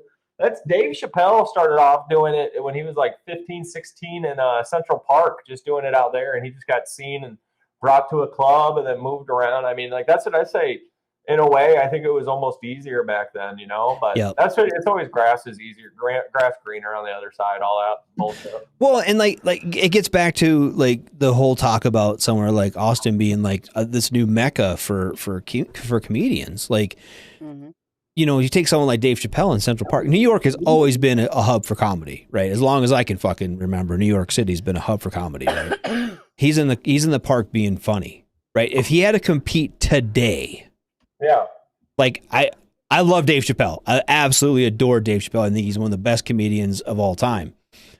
But do you think, like, when he was 12, 13 years old, Chappelle's kind of whack now. Kind of freaky. It's kind of freaky, but I'm just saying overall. But what I'm saying, like, could you, like, if you saw some dude who was like 12 years old on TikTok, I wouldn't even fucking pay attention to him. Yeah, no, that's what, dude. There are 12-year-olds doing stand up on TikTok now. Like, there's like some club in Spokane, Washington that has like a kids night, and all my buddies we always send it back to forward to each other whenever it goes on. And it's just the cringiest, worst, like, oh, your dad wrote this joke and fuck you, kid. Right? Because I have a 13-year-old and he thinks he's fucking hilarious, and I'm here to tell you he is not. He is not. That kid, dude. Right? Oh my God. But I wonder, okay, but that's counterproductive or counterintuitive a little bit, because you and your buddies share it, like, look how shitty this stuff is. Yeah. And then it gets the numbers and the algorithm, and then they're fucking making money off it. Still working. That's hilarious. Yeah, isn't that fucked? Isn't that fucked up a little bit? Like, I saw some meme. I saw some meme the other day, and it was just a picture of a kid at a piano lesson, and then it was like, should I tell him how AI is going to take over the music industry? That's how I just feel about like everything now, man. I'm just like, dude, I can't wait to be going and telling jokes for beans around a campfire. That's gonna be that's what we're all gonna be pretty quick. Fuck. Oh goodness. Man, I don't know. It's a very good thing. It's an awesome thing. I mean, that's like why I'm out here. I saw it online. It's I've said that, like, Joe Rogan almost fucking raised me in a way. Like, that's from the time I was 14 years old. I was getting home and listening to hours and hours of his podcast every single day. Yeah. So also, like, just getting discovered and all that when I did the open mic at Joe Rogan's place, and also how good I am at being in the moment. Thank you very much. I was the 4th person up, and the first 3 people truly just bombed. I mean, like, no laughs at all. And then my opening joke I do every single time I go anywhere. I do I'm burning material for you guys here, but I go, hey guys, I'm happy to be here. I had to rush here as soon as I got off of work. I didn't get a chance to change out of my uniform. I sell weed. And then that always gets a pretty good laugh, you know. And then I got a laugh on that, my first joke at the mic, and I just go, okay, I've already done better than the first 3 people, so I don't give a fuck how the rest of this goes. And then Right. that got a laugh, and I was like kind of like off to the races. And I said that I got like a peak. This happens a lot while I do stand up, and I think it's just nerves and craziness in myself in my head. I like get a good flow. It feels like things are going, and then just energy kind of falls down, and then kind of comes back up, and it goes back down. And it's trying to find the way to ride that up the entire time. But I brought that up with the audience, which is probably not a good move either. I was like, I feel like I lost you guys. You guys are down here, now you're back up here. I was like, I'm going to be honest with you. Everybody that went before me, and everybody after me, we expect when we finish this set, at the end of the stairs, Joe Rogan's going to be there and be like, congratulations, buddy. You made it. You're here now, you know? And it just doesn't happen like that. I've told myself a lot whenever like I'm getting nervous now too. I'm always just like, no one night is the night. Like that's it. I really do want to do this forever. I really do want to make a career out of this. I really do want to do stand up for a living. And that's it. Yeah, it's a forever thing, because that's it. You talk to comics too that are, my folks they go on tons of cruises now, and they're like, we like the boat when we're in bullshit with them. But anyway, they always call me and they tell me that they talk to the comedians that were on the cruise ship. And they're like, yeah, they said that they've been doing it for 25 years, and they used to be on they had an appearance on David Letterman in the late 90s. And I was like, yeah, it's that's the end of their career. That's the worst thing that can happen. That's their twilight. Yeah. Truly though, that's a sweet thing to be able to accomplish in your life, you know, but right. It's all scary. It's scary. How many nights a week do you perform right now? I've been such a lazy bastard lately, man. I'll be honest with you. So I tell you my whole spiel. I moved here from Charleston, South Carolina. I do tourism down here. I give tours, and I do like all right. When I was back in Charleston, I sold tickets, and I got 10% of my sales each day. Mm-hmm. And I was averaging about like $3,000 in sales a day. So I was making like $300 every day out. I was making like really good money for a fucking stoner 24-year-old. Right. And I saved up like $30,000-$40,000. And I moved out here to Austin. I was paying $800 at first when I moved out here. Now it's $12.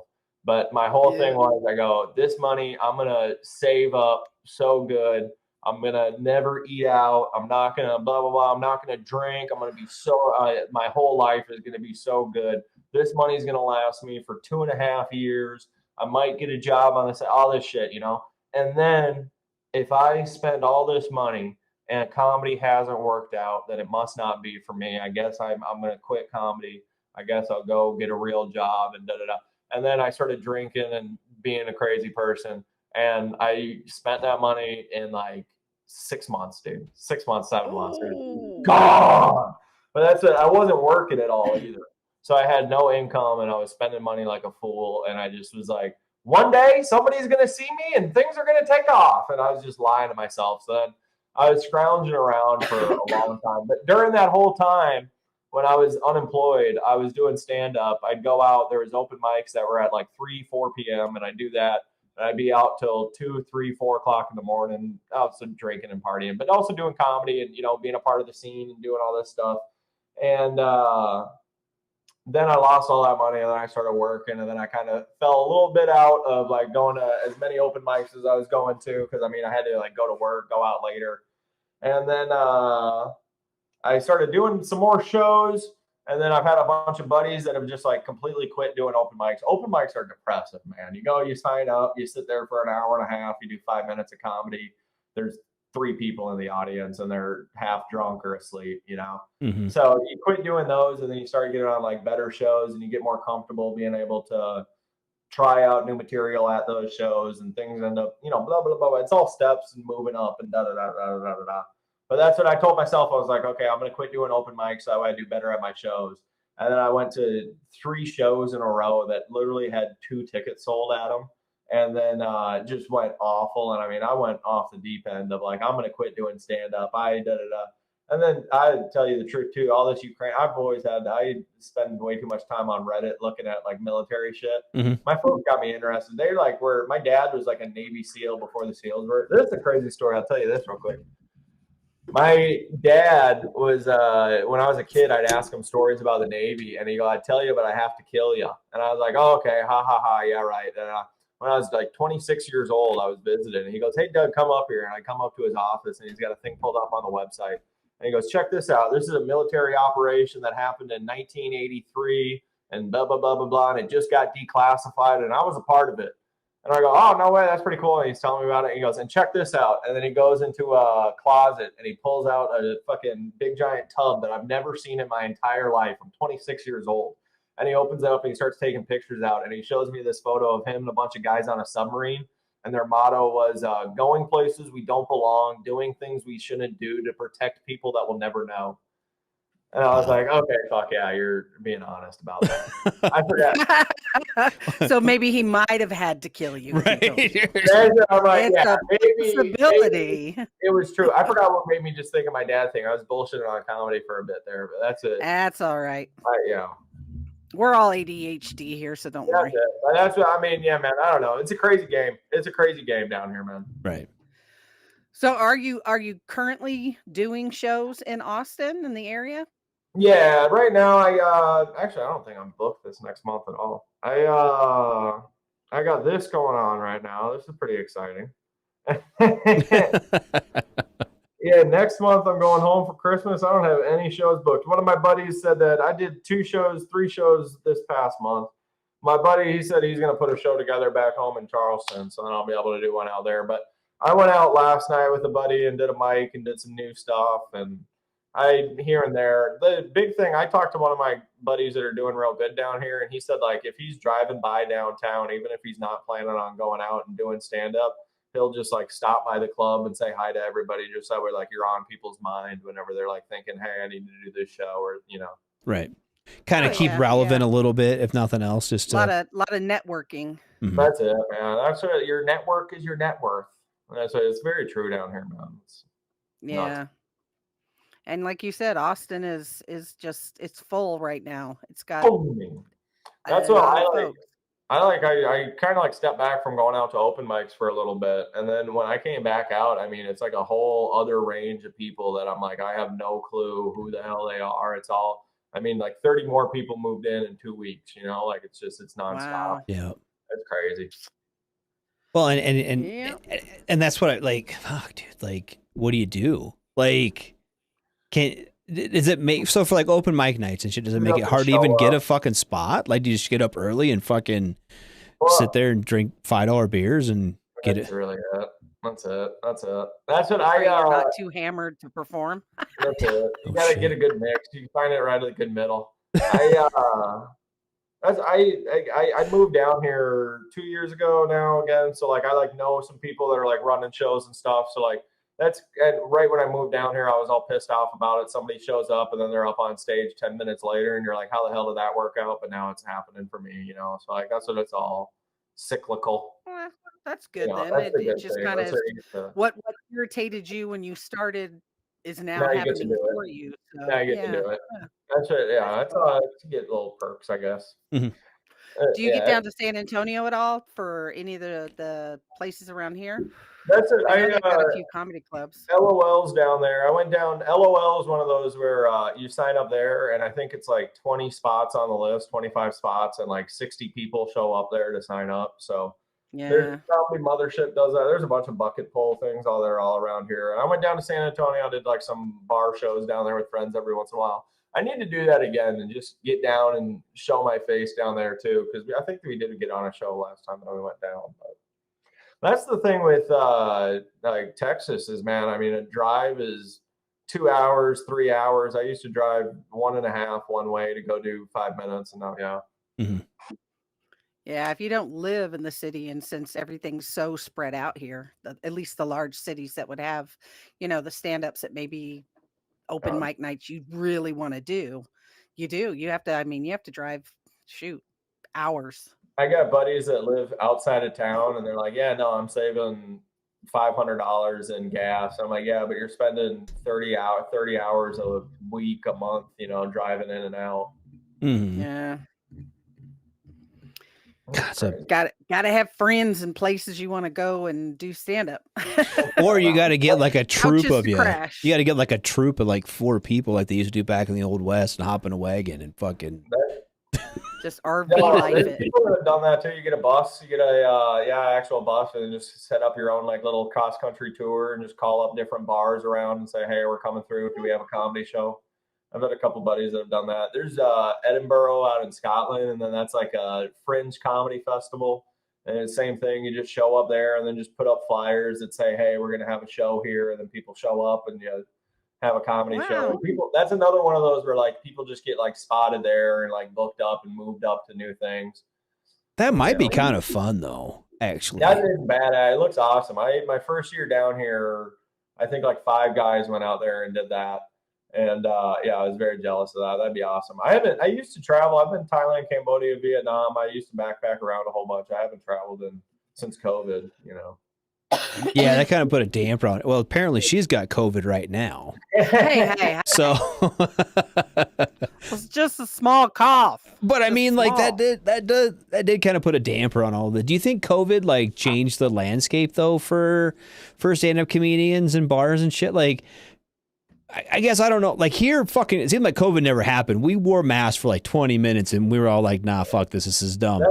Charleston, South Carolina, I had an awesome end of COVID thing going on because I was running a show before that. Mhm. And the second that they had like even a little tiny loose open, we started having like speakeasy shows. I'm trying to see if I got a picture on the wall. You might be able to see this. That's my first $1. Nope, you can't. Yeah, That's a my little bit. first $1 and my first check, and then that's my first show that I ran. But this was a little tiny bar that I'm saying was tinier than my living room. And this was when COVID was still happening. Mhm. But man, we pack out 40, 50 people into that place. And then we close all the curtains on it. I mean, it felt like a real speakeasy. It was awesome. It was so sick. But I think it probably did put like a bigger emphasis on that whole TikTok, Instagram. Like, I mean, Right. that's the thing with those things too, man. I mean, I'm such a cynical piece of shit. It's like the same people that run the comedy sphere in real life that are getting booked and all this run like I see the same guys on Instagram all the time. I see the same guys on Reddit. I see the same, and they're those guys that like I'm on the beat and I'm going, okay, that guy's probably going to be moving up to the next thing. Okay, that guy's going to be a road comic. That guy, but I mean, there's like 8 guys that I see on Reddit every single time that I log on there on the front page. There's 12 different comedians that keep on showing up on and different comedian pages that keep on showing up on my For You, and all that. Right. It's hard to break in, man. It's hard to break in when they're taking all this shit. No, man, I just But don't that's know. it. Again, man, I don't work hard enough. There's a guy down here, the guy that went to Edinburgh and did that show. His name's Jimmy Clifford. And shout out to Jimmy Clifford. That guy's hardworking, man. He he does a ton of stuff on Instagram and Reels and all that. And we were talking about it one time, and he goes, man, I think Tom Segura is probably a lot more stressed out than any of us in the open mic. We're worried about paying rent, but he's worried about paying a multi-million-dollar entertainment network, Right. Yeah. Hey, my brother has always said, and he's self-made. The more money you have, the more money you got to spend. He's like, sometimes it would be easier to be stressing living paycheck to paycheck. He goes, than stressing all the things where all his money's going. Right. Well, man, I used to live in a van and travel around the U.S. and that's really like the happiest that I've ever been. Like that's with no stresses. I was worried about food a lot of times. Like I literally, there was times I was going to hotels and sneaking into continental breakfast and stealing as many muffins as I could and sneaking out. And I had hungry time. She had zero stress. But I really was like, the rest of the day, you're just like, okay, whatever. It's like the guys on the side of the road. I'm like, it don't seem that stressed out. Man. They're not stressed at all. They're pretty chill. Yeah. You get a lot of material from some shit like that though too, couldn't you? I only have like one story. Everybody always says that whenever like I tell them about my travel. They're like, "Man, you should talk about that." And I've tried to talk about it, and it doesn't like really work. I guess yet. I don't know. I got to get better at stand up. It doesn't parlay into yeah. But yeah, I got like my closing bit. It's like 3 minutes of like a story of in my van, and I went on a date with a girl, and blah blah blah blah blah.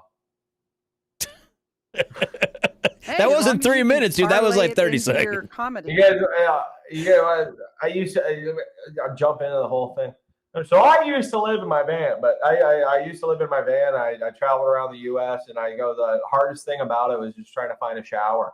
So the way I do it, I just go on Tinder and I put in my bio. I'd say, "My name's Doug. I live in a van. I need a shower." And that worked. That's how I did it. That's all I was. But it was like a very stereotypical type of girl that would answer that. It was always like a very like hippy dippy or like emo girl. Mhm. And I went on a date with this chick out in LA. That was like a perfect amalgamation of the both of those. She looked like Frida Kahlo. You guys know Frida Kahlo, Mhm. the painter bitch with the unibrow. Yep. But this girl had like a rat tail accoutrement, you know. And I was living in my van, so I drove my place over to her place, and then we took my place to a yoga place, and blah blah. It was regular yoga. Then we meditated. It's a long bit, man.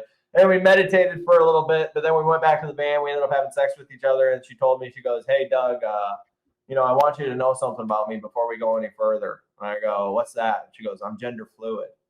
And this was way back in 2013. So I was like, "What's that? I've never heard of that."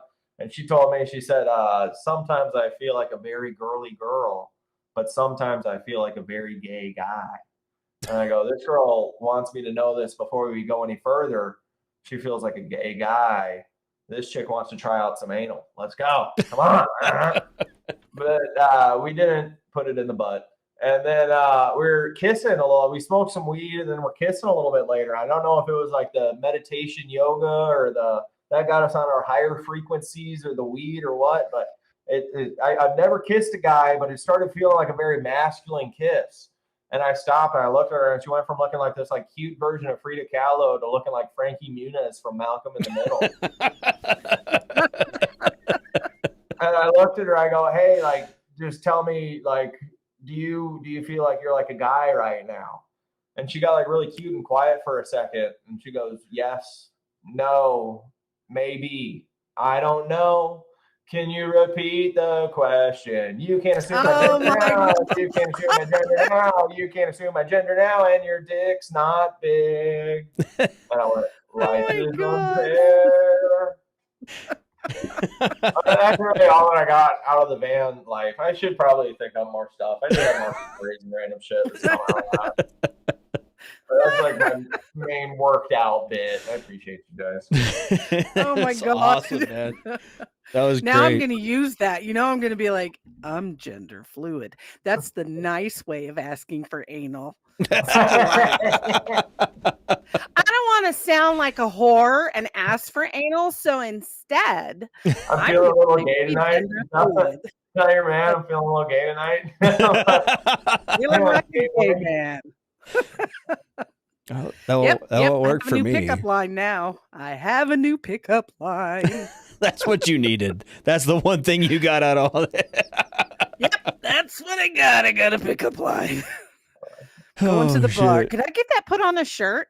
Take that back. I feel like a gay boy. I put it in Tonight I'm feeling gender fluid, i.e., I do anal. Oh, That's how you advertise it. it All would right, not that's work, I it. bet. Right? Oh, I shit. bet I could get anal if I asked for it that way. Damn. Oh, see what I told you, unscripted, man. We are we are unscripted as fuck. Well, it's fun. We It's fun fly by the unscripted. seat of our pants, and tonight I'm wearing them, so we're good. There you go. Y'all never know. This is like a Zoom call here. I'm party up top. I'm lazy sloth girl down bottom. That's Y'all true. be lucky I got anything on. That's true. I'm wearing the closest. The craziest I get though is I'm wearing slippers. I'm wearing my house. At least I'm No. wearing breeches. Wild man. I know. Wild man wearing slippers. How dare you? And the bunny ears on top. I have flamingo No, they're slippers. just regular old brown house shoes. But anyways, well, I'm gonna post up your. I'm gonna post. I put a post on my Facebook on the radio or on the Smoke Pit page with your socials on it. I'm gonna post them here in the chat for everyone who's been listening. Yeah, so then go check you out. And if they can you're go- in this area, Yeah, you can Go go. watch me, y'all. I'm Doug Allen Comedy on all social media, basically. well, now that I know you're up there, I'll find out next time you're going to be doing something somewhere. And Follow if you don't me mind on- if you don't mind a bunch of women over the age of 50 showing up, Those are honestly some of the best, man. That's real. me and my group of golden girls, College we'll kids head up are there. college kids are either great or the worst. 50-year-old, it's really everybody is either the best or the worst. That's just how life is. Like that's it. Yeah, 50-year-old women are pretty risky and pretty up for things. Up for things. The amount of Yeah. time, like how you said, that's another heartbreaker for you.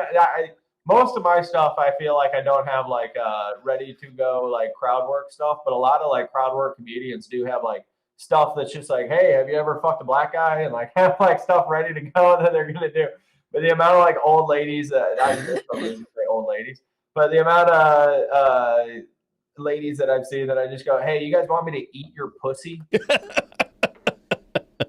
They love it. The Cougars. Jeremy Daniels says the Cougars. That's right. The Cougars, Yep, the cougars. they come through. Unless They you're like howl. me and you have tinnitus, and then you're just the Def Leppard. Like, that's a good one. I like that.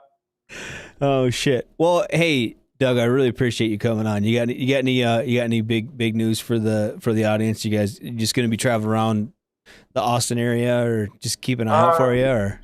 Go, if you guys are in Austin tonight, the Lucky Duck has an open mic. I might go run over there right now and go do a set.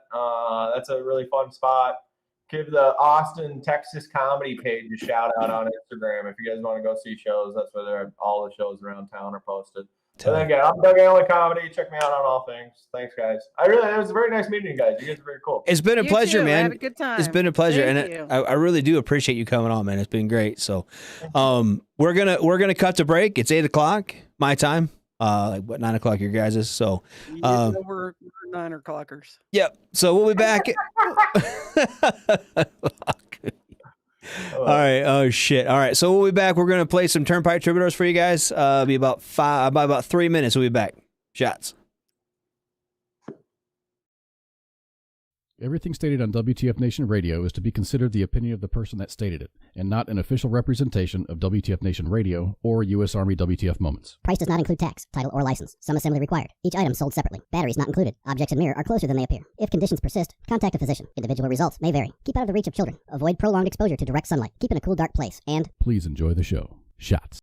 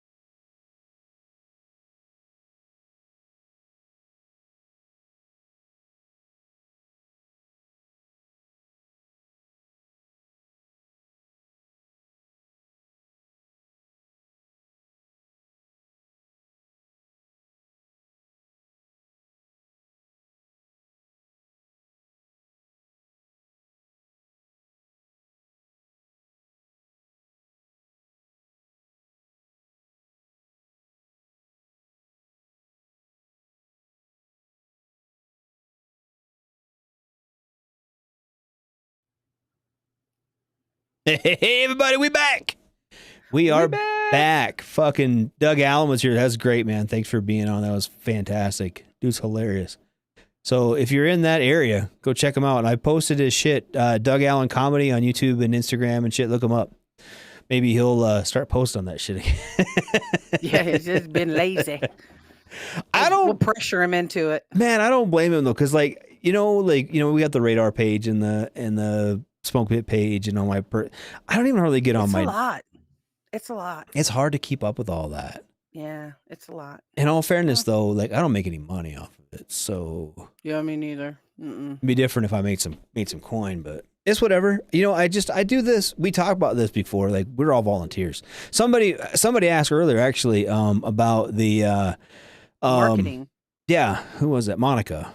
And I was like, you know what? Hey, and I gave her the radio page. Like we're all volunteers. And we do it because we like helping other veterans and having cool guests on and doing fun shit. Like we do that because it's fun. We do this because it's fun. Now that being said, we don't get paid dick to do this. No, we don't even get paid dick. No, no one gives me any dick for this. Well, that's unfortunate. I'm sorry. But anyway, back to the story. So back to us not getting paid for this. I'm going to, my original plan, we've been talking about, indoor soccer is coming up, futsal. Yep. And that starts next Monday. Actually, we will be in Sioux Falls this weekend for a tournament, but, that's a different team. That's Jonah's team. I'm coaching Gabe and Jocelyn. So I'm coaching U12 boys and U19 girls.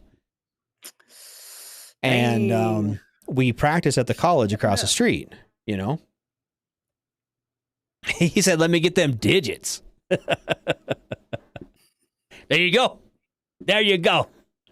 Anyway, so my daughter's team needed a coach and my son's team needed a coach, so I volunteered to coach them, and we practiced at the college, like literally across the street from the house. And then we originally were going to practice, only the girls were going to practice on Wednesdays at like 9 o'clock. Or 8 o'clock. Yeah. So we're going to do a short show. I was going to leave early. Well, now the U12 boys are practicing at 6, which is the time we start. And then they practice from 6 to 7:30, and then from 7:30 to 9 is the girls. So Monday and Wednesday for the next month, that's where I'm going to be, except for the Mondays that are Christmas and New Year's Day. Yeah. And we had talked about not doing shows over Christmas break anyway. A lot of us are taking time off to be with their families and whatnot, and we encourage you to do the same. Take your block leave, go hang out with your fam. But so because of that, because of my scheduling, we will not be having a show. This will be our last show for about a month. The 10th of January we'll be back. We're gonna take a little mini break. Yep. And we might pop on. I was thinking about that too. Like, because Ice has got some stuff going on and Spanky's got some stuff going on. We got a lot of stuff going on. We might pop on like a Thursday or something. Just come on, say hi, have a quick show or something. Keep the numbers going or something. There's a free spot. Why not? Yep. And we may do that. We may not. I'm not promising nothing. Your camera went away. What happened? I don't know. I don't know either. I haven't touched anything.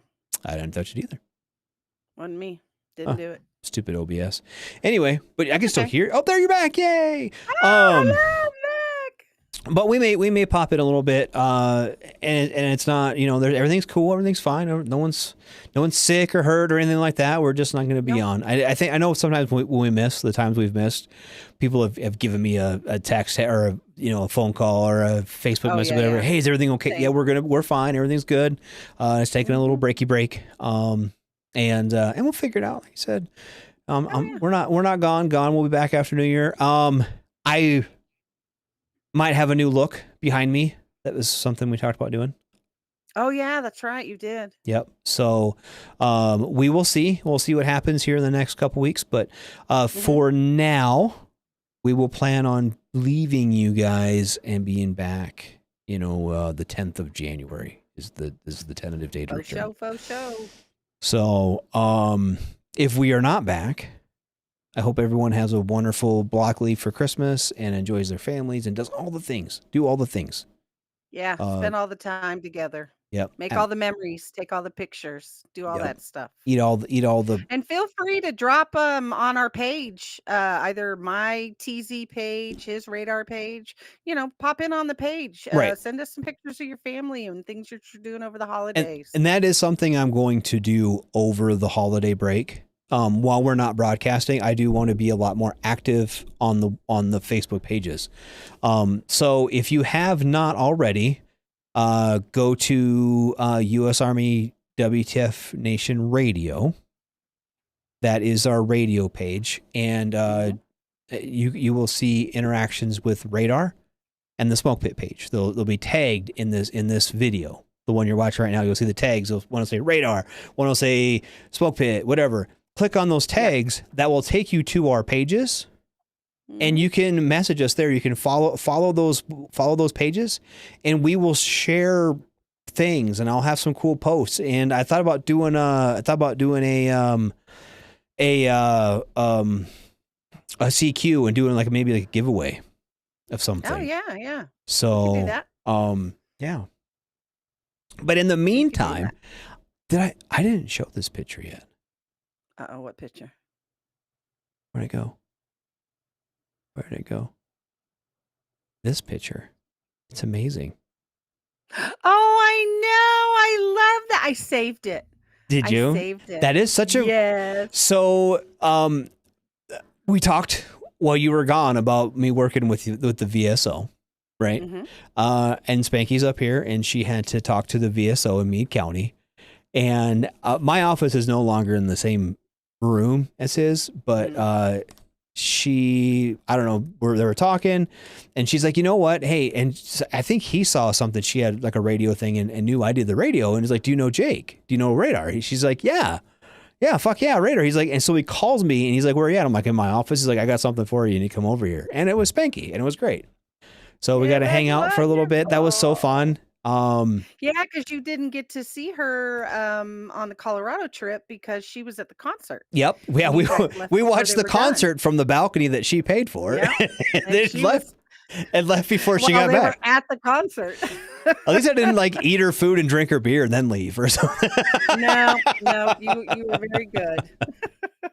But They yeah, just missed you because you guys had to leave. we did before have they to got leave. back. Yep. And I'm Yeah. glad we did because the traffic was already starting to get bad when we did leave. But Oh, Lord, no, so yeah, Well, that they was got great. lost, That was something fun I got to do today, and it was her family's from up here, and we are like ships in the night when it comes to that stuff. It seems like she's like, oh, I'm going to be in this town. Hey, you want to get together and have a drink or something? Like, yeah, that'd be great.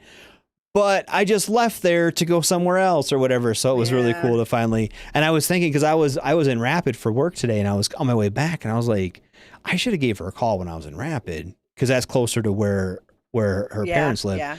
And I should have gave her a call, but I knew she was busy with family stuff, so I didn't want to interrupt it. But it was great being able to see her, and yep. Yay. So we finally made that work. So, Yay. Yes. but like I said, Very happy. follow the Radar page, follow the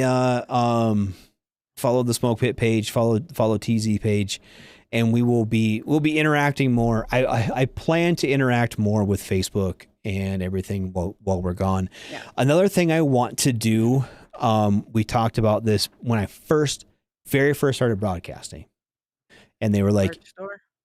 fuck, I still have that on my thing.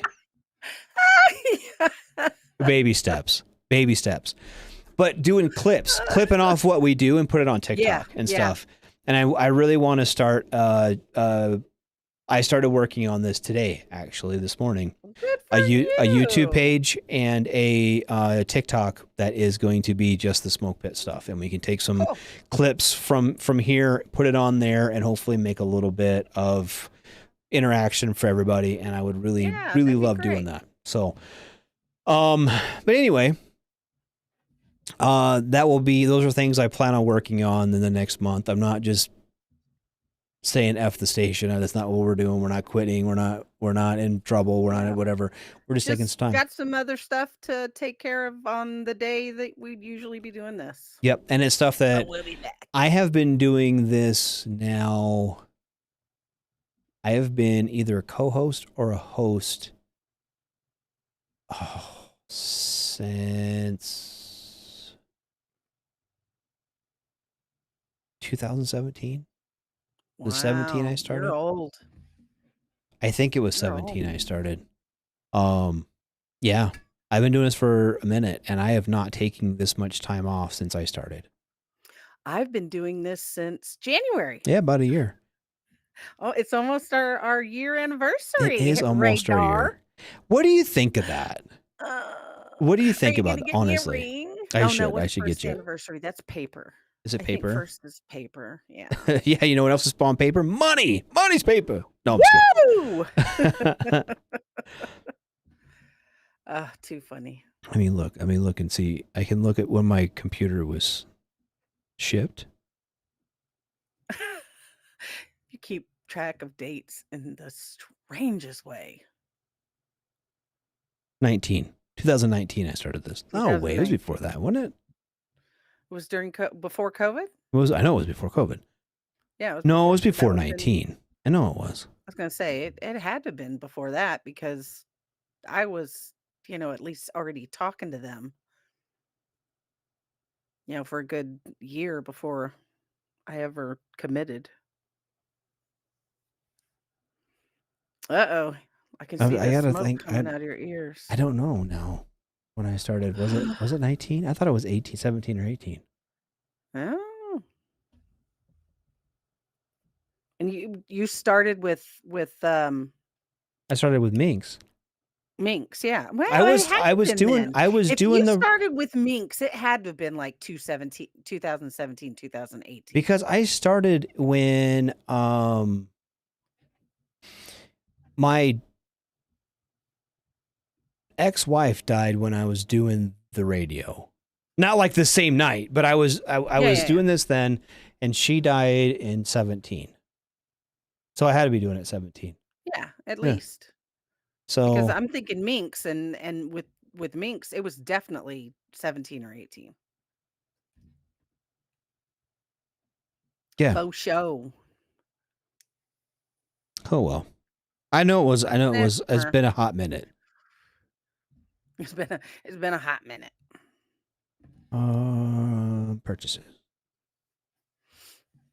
God, yeah, it's been a long time. I really do think it was 17. Because she died in March of 17 and I was already doing radio. Pretty sure about it. There you go.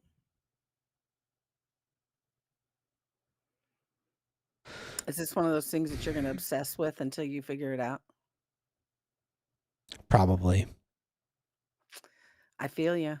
Probably. Because it's only going back to that 19, but that's I built another computer. Because what we used to do is have two computers. Yeah. And so I built my first computer to do when I was doing with Minx.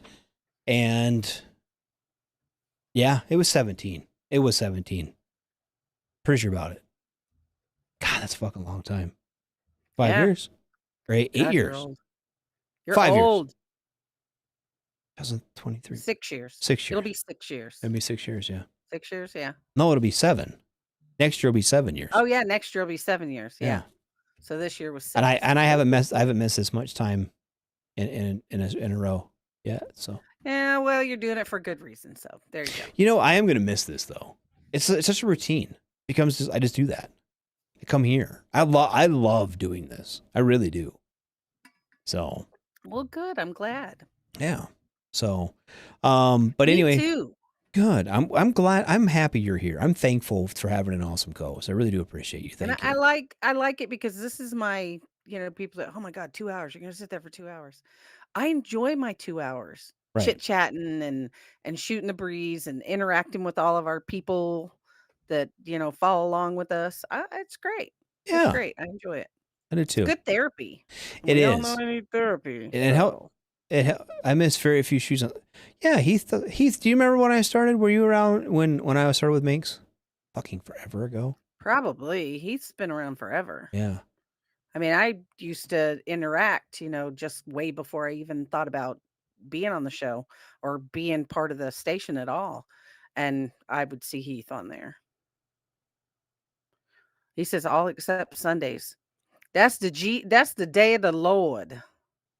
Yeah, he says he was. He was around when you were on with Minx. He's OG. Fuck yeah, he is. He's like super OG. Yeah. God, I wish I remember when that was. No. It'll be like Tourette's, dude. All of a sudden, you'll remember or see something that cements when it was, and you'll just be like, "Ah, 2017." I really do think it And was. I'll get a text or a video from something, and underneath it'll say, Like, "I found the date. This is when it was." 3 o'clock in the morning. I'm going to go back through the old fucking podcast and shit. And my phone's gonna ding, and I'll be like, "Motherfucker found the date." Son of a Yep. bitch. It's whatever. You know what though? It doesn't really matter. It doesn't really matter because I really do like it. And I think maybe that says something too. I don't remember exactly when I started because I actually enjoy it still. Yeah. You 'Cause, know. boy, I can tell you exactly when I joined the military. And I can tell you exactly when each job I've ever had started. I can tell you Right. the exact fucking date, man. Yep. But yes, this other stuff. In fact, I had to remind myself the other day that we were coming up on a year because I was like, God, it feels like we've been doing this forever. Even though, I've been sick and then had work and had to miss a few times, but it's still this has become my Wednesday. Everyone knows they don't fuck with me on Wednesdays. I got the show, dude. Right. People is- have learned not to text me anymore, not to hit me up on Facebook, nothing. Everybody knows on Wednesdays, 6 o'clock until 10 o'clock, because that's when I tell everybody that's the time I need, my prep time and my recovery time. They don't mess with me anymore. That's awesome. That's awesome. Ah, this is great. This is a great show. We need this. I'm gonna miss it. I'm gonna miss it. Well, like you said, if there's a day when somebody else doesn't have a show and you've got some free time, all you Yeah. got to do is give me about an hour's notice. I can meet you on here. Yeah, we might do that. Just maybe a Thursday night or something if Ice is still gone. We'll talk to him. He's got the familia to take care of, and so does Spanky, and so do we, and so does everybody. And it's that time of year where the kids are coming back from college, and the kids are getting out of school for break, and the And weather. there's a lot of stuff going on. There's I a lot have, of stuff going on. I've got 3. My grandson has 3 choir concerts coming up Yup. between now and Christmas, and 2 band concerts. I was just gonna say there's choir and and I gotta band. be there for all that shit. Yup, So, and 'cause family. If not, I look like a bad grandma. Yep, and family coming in and out, and God, it's just Yeah. I love Yeah, it. isn't it? I love it. But yeah, this is like the crescendo of everything for the year, and it just Mhm. seems like It happens. It'll be all right. it will be all right. And it's still fun, and it'll be fun and exciting, and it'll be kind of like last year. We had like a little break, and we're gonna come back, and we're gonna have a. And then you'll have some kick-ass cool stories to tell about teeny bopping kids playing, God. the sports, and I'll have all the Indoor crazy soccer. shit to Does tell about everybody my know what indoor grandson soccer turning is? 13. It's soccer on a basketball field. Yeah, Is it a field? Basketball court. Pitch. Sorry. yeah. It's a basketball court. It's a basketball court, not a basketball field. That tells you I played basketball for years. I should know better. Yeah, Or- you should. Well, and then they have it's called futsal too, which is very similar, but they play that on turf. Mhm. So It's just a mini version of soccer. yeah, and it's so fast, For the kids who live in the tundra. right? I do kind of wish we were out. You know what though? In all fairness, futsal is a big in Europe though too. Yeah. So I don't feel too bad about it's whatever. They play in basketball courts in the inner city. It's outside, but they play inner city matches and stuff. It's pretty fucking intense. Yeah, So I'll have to check it out. I'll have to search for some indoor I soccer. will see if I won't be able. I'll be able to record some because I'm not coaching all of my kids. My son Jonah plays for Ignite. They have way better coaches than I could ever be. I mean, a lot of the coaches there play D1 soccer. So I'm just some schmuck who has YouTube videos and a whistle. You know what I Hey, mean? You know what? Doing I better than married some. somebody with less than that, buddy. So Hey, well, there not my fault. Anyway, back to the story. So I'll be able to watch some of his games, I'll record some of it and send it. Hey, see, 2015. Wow. That's about when I started listening to podcasts. Because in January of 15, I started working for the county. And I listened for about a year to the radio, and then I started looking for podcasts about 16. So yeah. Anyway, Okay. you have some news about next week. Yes. Pop culture is back and at it. And CQ is getting guests lined up left and right. And so next week, Tuesday on Pop Culture Warrior, they will have Jason Narvey. Jason Narvey is known as an actor on Mighty Morphin Power Rangers. And he will be on next Tuesday with CQ. So yeah, nice. That'll be fun. That'd be fun for them. I know after the I now that the like that strike's he's over, back. because I know we had to cancel a bunch of guests during the strike, and he's been trying to get everyone rescheduled. And after the strike, people were busy and stuff, but he had quite the portfolio of guests scheduled to come on, and now they still want to come on because he's so charismatic. He's so good at interviews. He is. He's the so best. well prepared, and I'm Did just you like, see his video of Dee Schneider just doing that kind of spur of the moment talk to him at that Comic-Con? yep, I mean, just freaking amazing. yep. And He's he doesn't he's so much better than fanboy me. or anything. Nope. Ugh, he's amazing. Right. I love me some CQ. We're fanboying over him.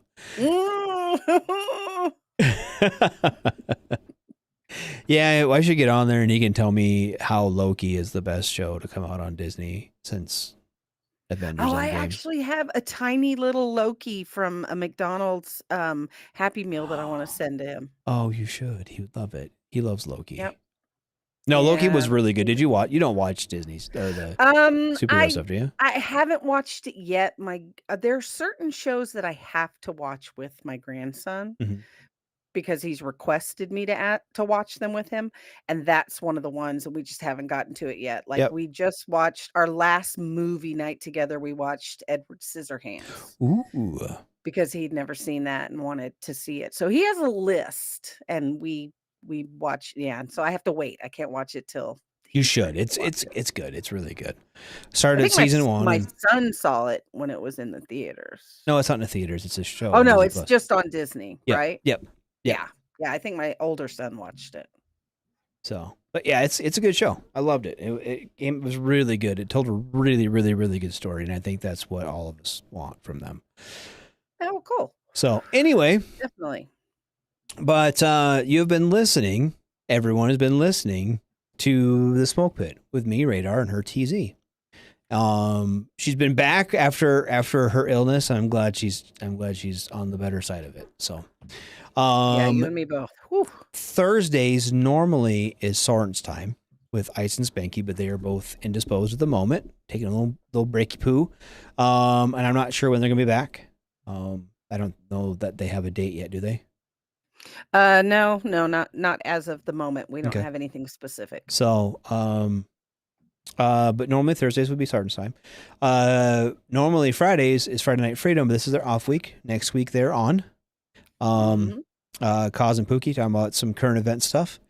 Saturday night is a Donza night, a day of no Spanky activities. We will be hanging out with our families and enjoying our friends and families, and I wish you guys to do the same. Yep. Sunday night is the sports bar with the actual King Smith and Coach. They'll be talking about hockey players stuffing each other's moms and all kinds of fun stuff. And they probably Prescott's won't. going to be a daddy. I bet they'll. Oh, Dak's going to be a daddy? Yeah, his girlfriend Oh. announced, and Oh, he has they're a having girlfriend? girl. Yeah. Oh, I didn't know you could have a apparently girlfriend when you're gay. long-term. He must be gender Yeah. fluid. He's probably. No, good for him. People have moved away from talking about Taylor and Kelsey so much. Thank you, Jesus. Not that I dislike either one of them. I was just tired of hearing about it.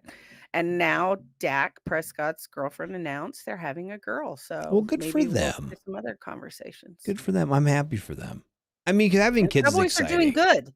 I'm very happy. The Cowboys are doing better. They haven't completely choked yet this year and are actually the wild card for the playoffs. So, Yeah, we'll see this going. I'm getting my shit pushed in fantasy football because I keep playing the wrong people. I listen to the Sometimes. I don't know. You're not in the fantasy football stuff, are you? No, I don't understand that. I It don't makes either. zero sense to me, and if I don't understand it fully, I'm not gonna do it. I I understand mean, it a I little get bit. some people are into it, but I'm not. See, Just no. my problem is I don't know enough of it to like. I follow the fancy people that give advice on there, you know what I mean? And they're like, "Oh yeah, this guy's good to suck balls this weekend, so I won't play him." And then he scores 1,000 fucking points, and then I lose.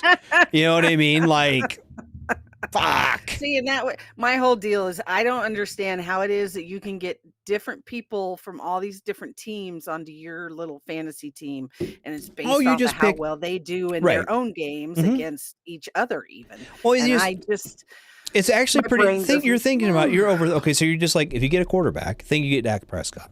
Okay. Yeah. He throws for 200 yards and gets 2 touchdowns.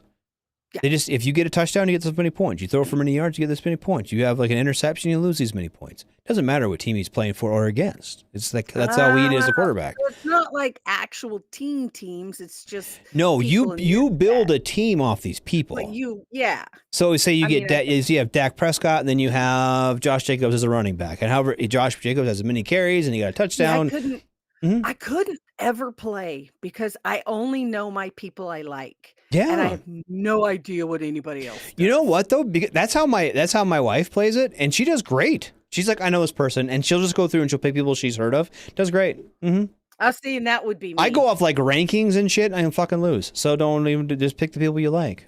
Like fucking. Yeah, see. They'll do yeah, fine. that's what I would do. I would just pick people I knew and liked. Yep. And Yeah. hope for the best. You know, it's better than praying for the worst. So. True story. True story. But anyway, they'll be talking about that. And then Monday edition is Ice and Massey. And they're still, like I said, Ice is going to be out for a little bit. And then Tuesday night's Pop Culture Warrior with CQ. And is Mad Mike was on there tonight? I don't know if he's still doing a harem thing. I don't fucking know. No. And he'll have a wonderful guest. Yes, he'll have a guest. And he's doing a big giveaway, too. Did you see that? Yeah. He is doing a big giveaway. Patreon. Yep. Go join his Patreon. It's like $1 or $5 a month or some It's shit. $3. So $3. you join his Patreon. It's $3, but you have to stay active all the way through January the 30th. Yep. You And can't just come on for a week and then be good. You have to be active. he's all the way given through the away 30th. like a actual Avengers movie poster signed Yep. by Robert Downey Jr. It's one of Yep, the and- prized pieces. He's been talking about doing a giveaway for that for a long time. Yeah. And because he was talking about doing that when I actually talked him out of it once. I was like, dude, he's like, I remember when I first started talking to him, and he's like, I have this, and it's so important to me. It's one of the coolest things I've ever laid eyes on. And then now he's giving it away to a Yeah. listener. Fucking hook it up, man. That's great. And it's $3, dude. Yep. $3. He says, I mean, love the it's Mad worth Mike it. show with CQ. It's not as Who good as said that? Smoke Pit, Oh, though. Oh, thanks, Heath. You know, we try, and we, like I said, I think our passion for this really comes through, and I appreciate it. So, Yeah. but anyway, so that's him. And then coming back to us on a normal Wednesday, we will be back tentatively the 10th of January. That is going to be our first show back after the new year. We will not have any shows in December, planned shows in December. Not saying something that won't pop up last minute, but we will have no planned shows in December, and we'll be back the 10th of January. So y'all's Wednesdays nights are now y'all's. Yep, go to church or something, you heathens. No, I'm just kidding. All of you. Y'all need Jesus. All y'all. All Fucking- y'all need Jesus. You know, if I should probably start going to church on Wednesday nights. I need to find a way to go to church and then come here, get cleansed, I need to get Maybe we pardoned. should go to church after. Maybe we should No. go to church on Thursday. It's too fresh. If I walk in that bitch, I might just catch on fire. But, how did you get struck by lightning in December? It's snowing on y'all. Like, man, shit happens. So, but I really do. TZ, thanks for being here. Heath, thanks for listening, man. Everyone, thanks for listening tonight. I really do appreciate everybody. And I am going. I say we just already played Turnpike Troopers. We'll be going to. I want something short. What about She Devil Bubba starts playing All She right. Devil. How's that sound? There we go. That sounds good. Going out for that sounds appropriate for yep. me and my talk of the anal tonight. So Ain't nothing wrong with that. Teach their own. So, all right. I was Well, feeling a little gender fluid. That's all. it works, man. All right. Well, thank you all for being here. Thanks for listening to us. Thanks for making this a great first year of the Smoke Pit. And we will see you all on the flip side. Shots. Peace.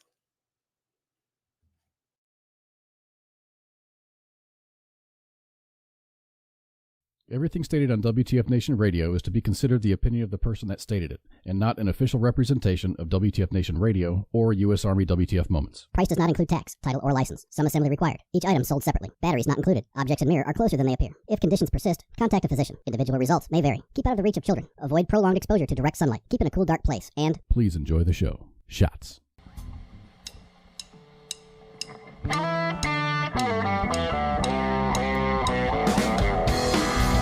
This original song of ours called She Devil. Hope you guys like it.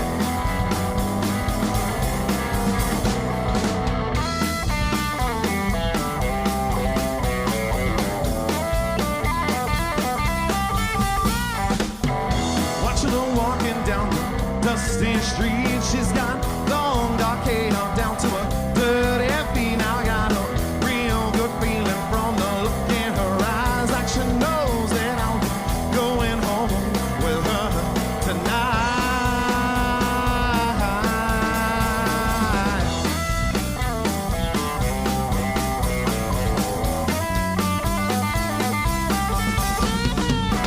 Club to club dancing, cheek to cheek, love that devil woman never missed a beat. I got some complications with my situation now. Her nails are scratching and my mind is racing so slow. Devil woman won't let me go. Now I became a one-man show. Devil woman won't let me go. I became a one-man show. Devil woman won't let me be. Can't get her up off her knees. Devil woman won't let me go. I became a one-man show. Devil woman won't let me be. Won't let me be. Let me be.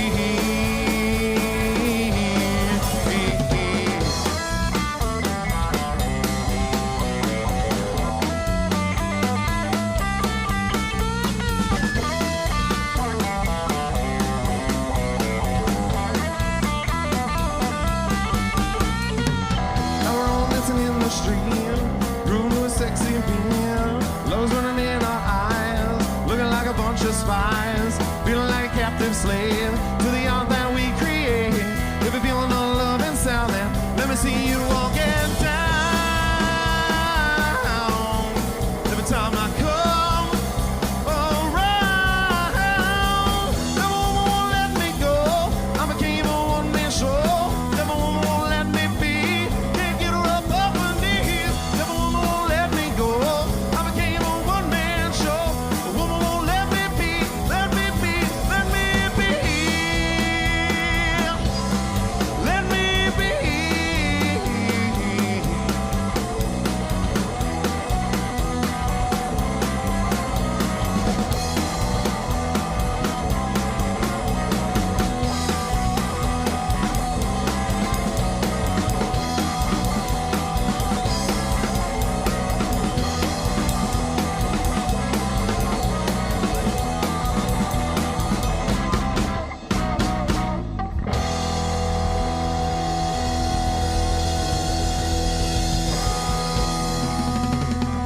Thank you all so much.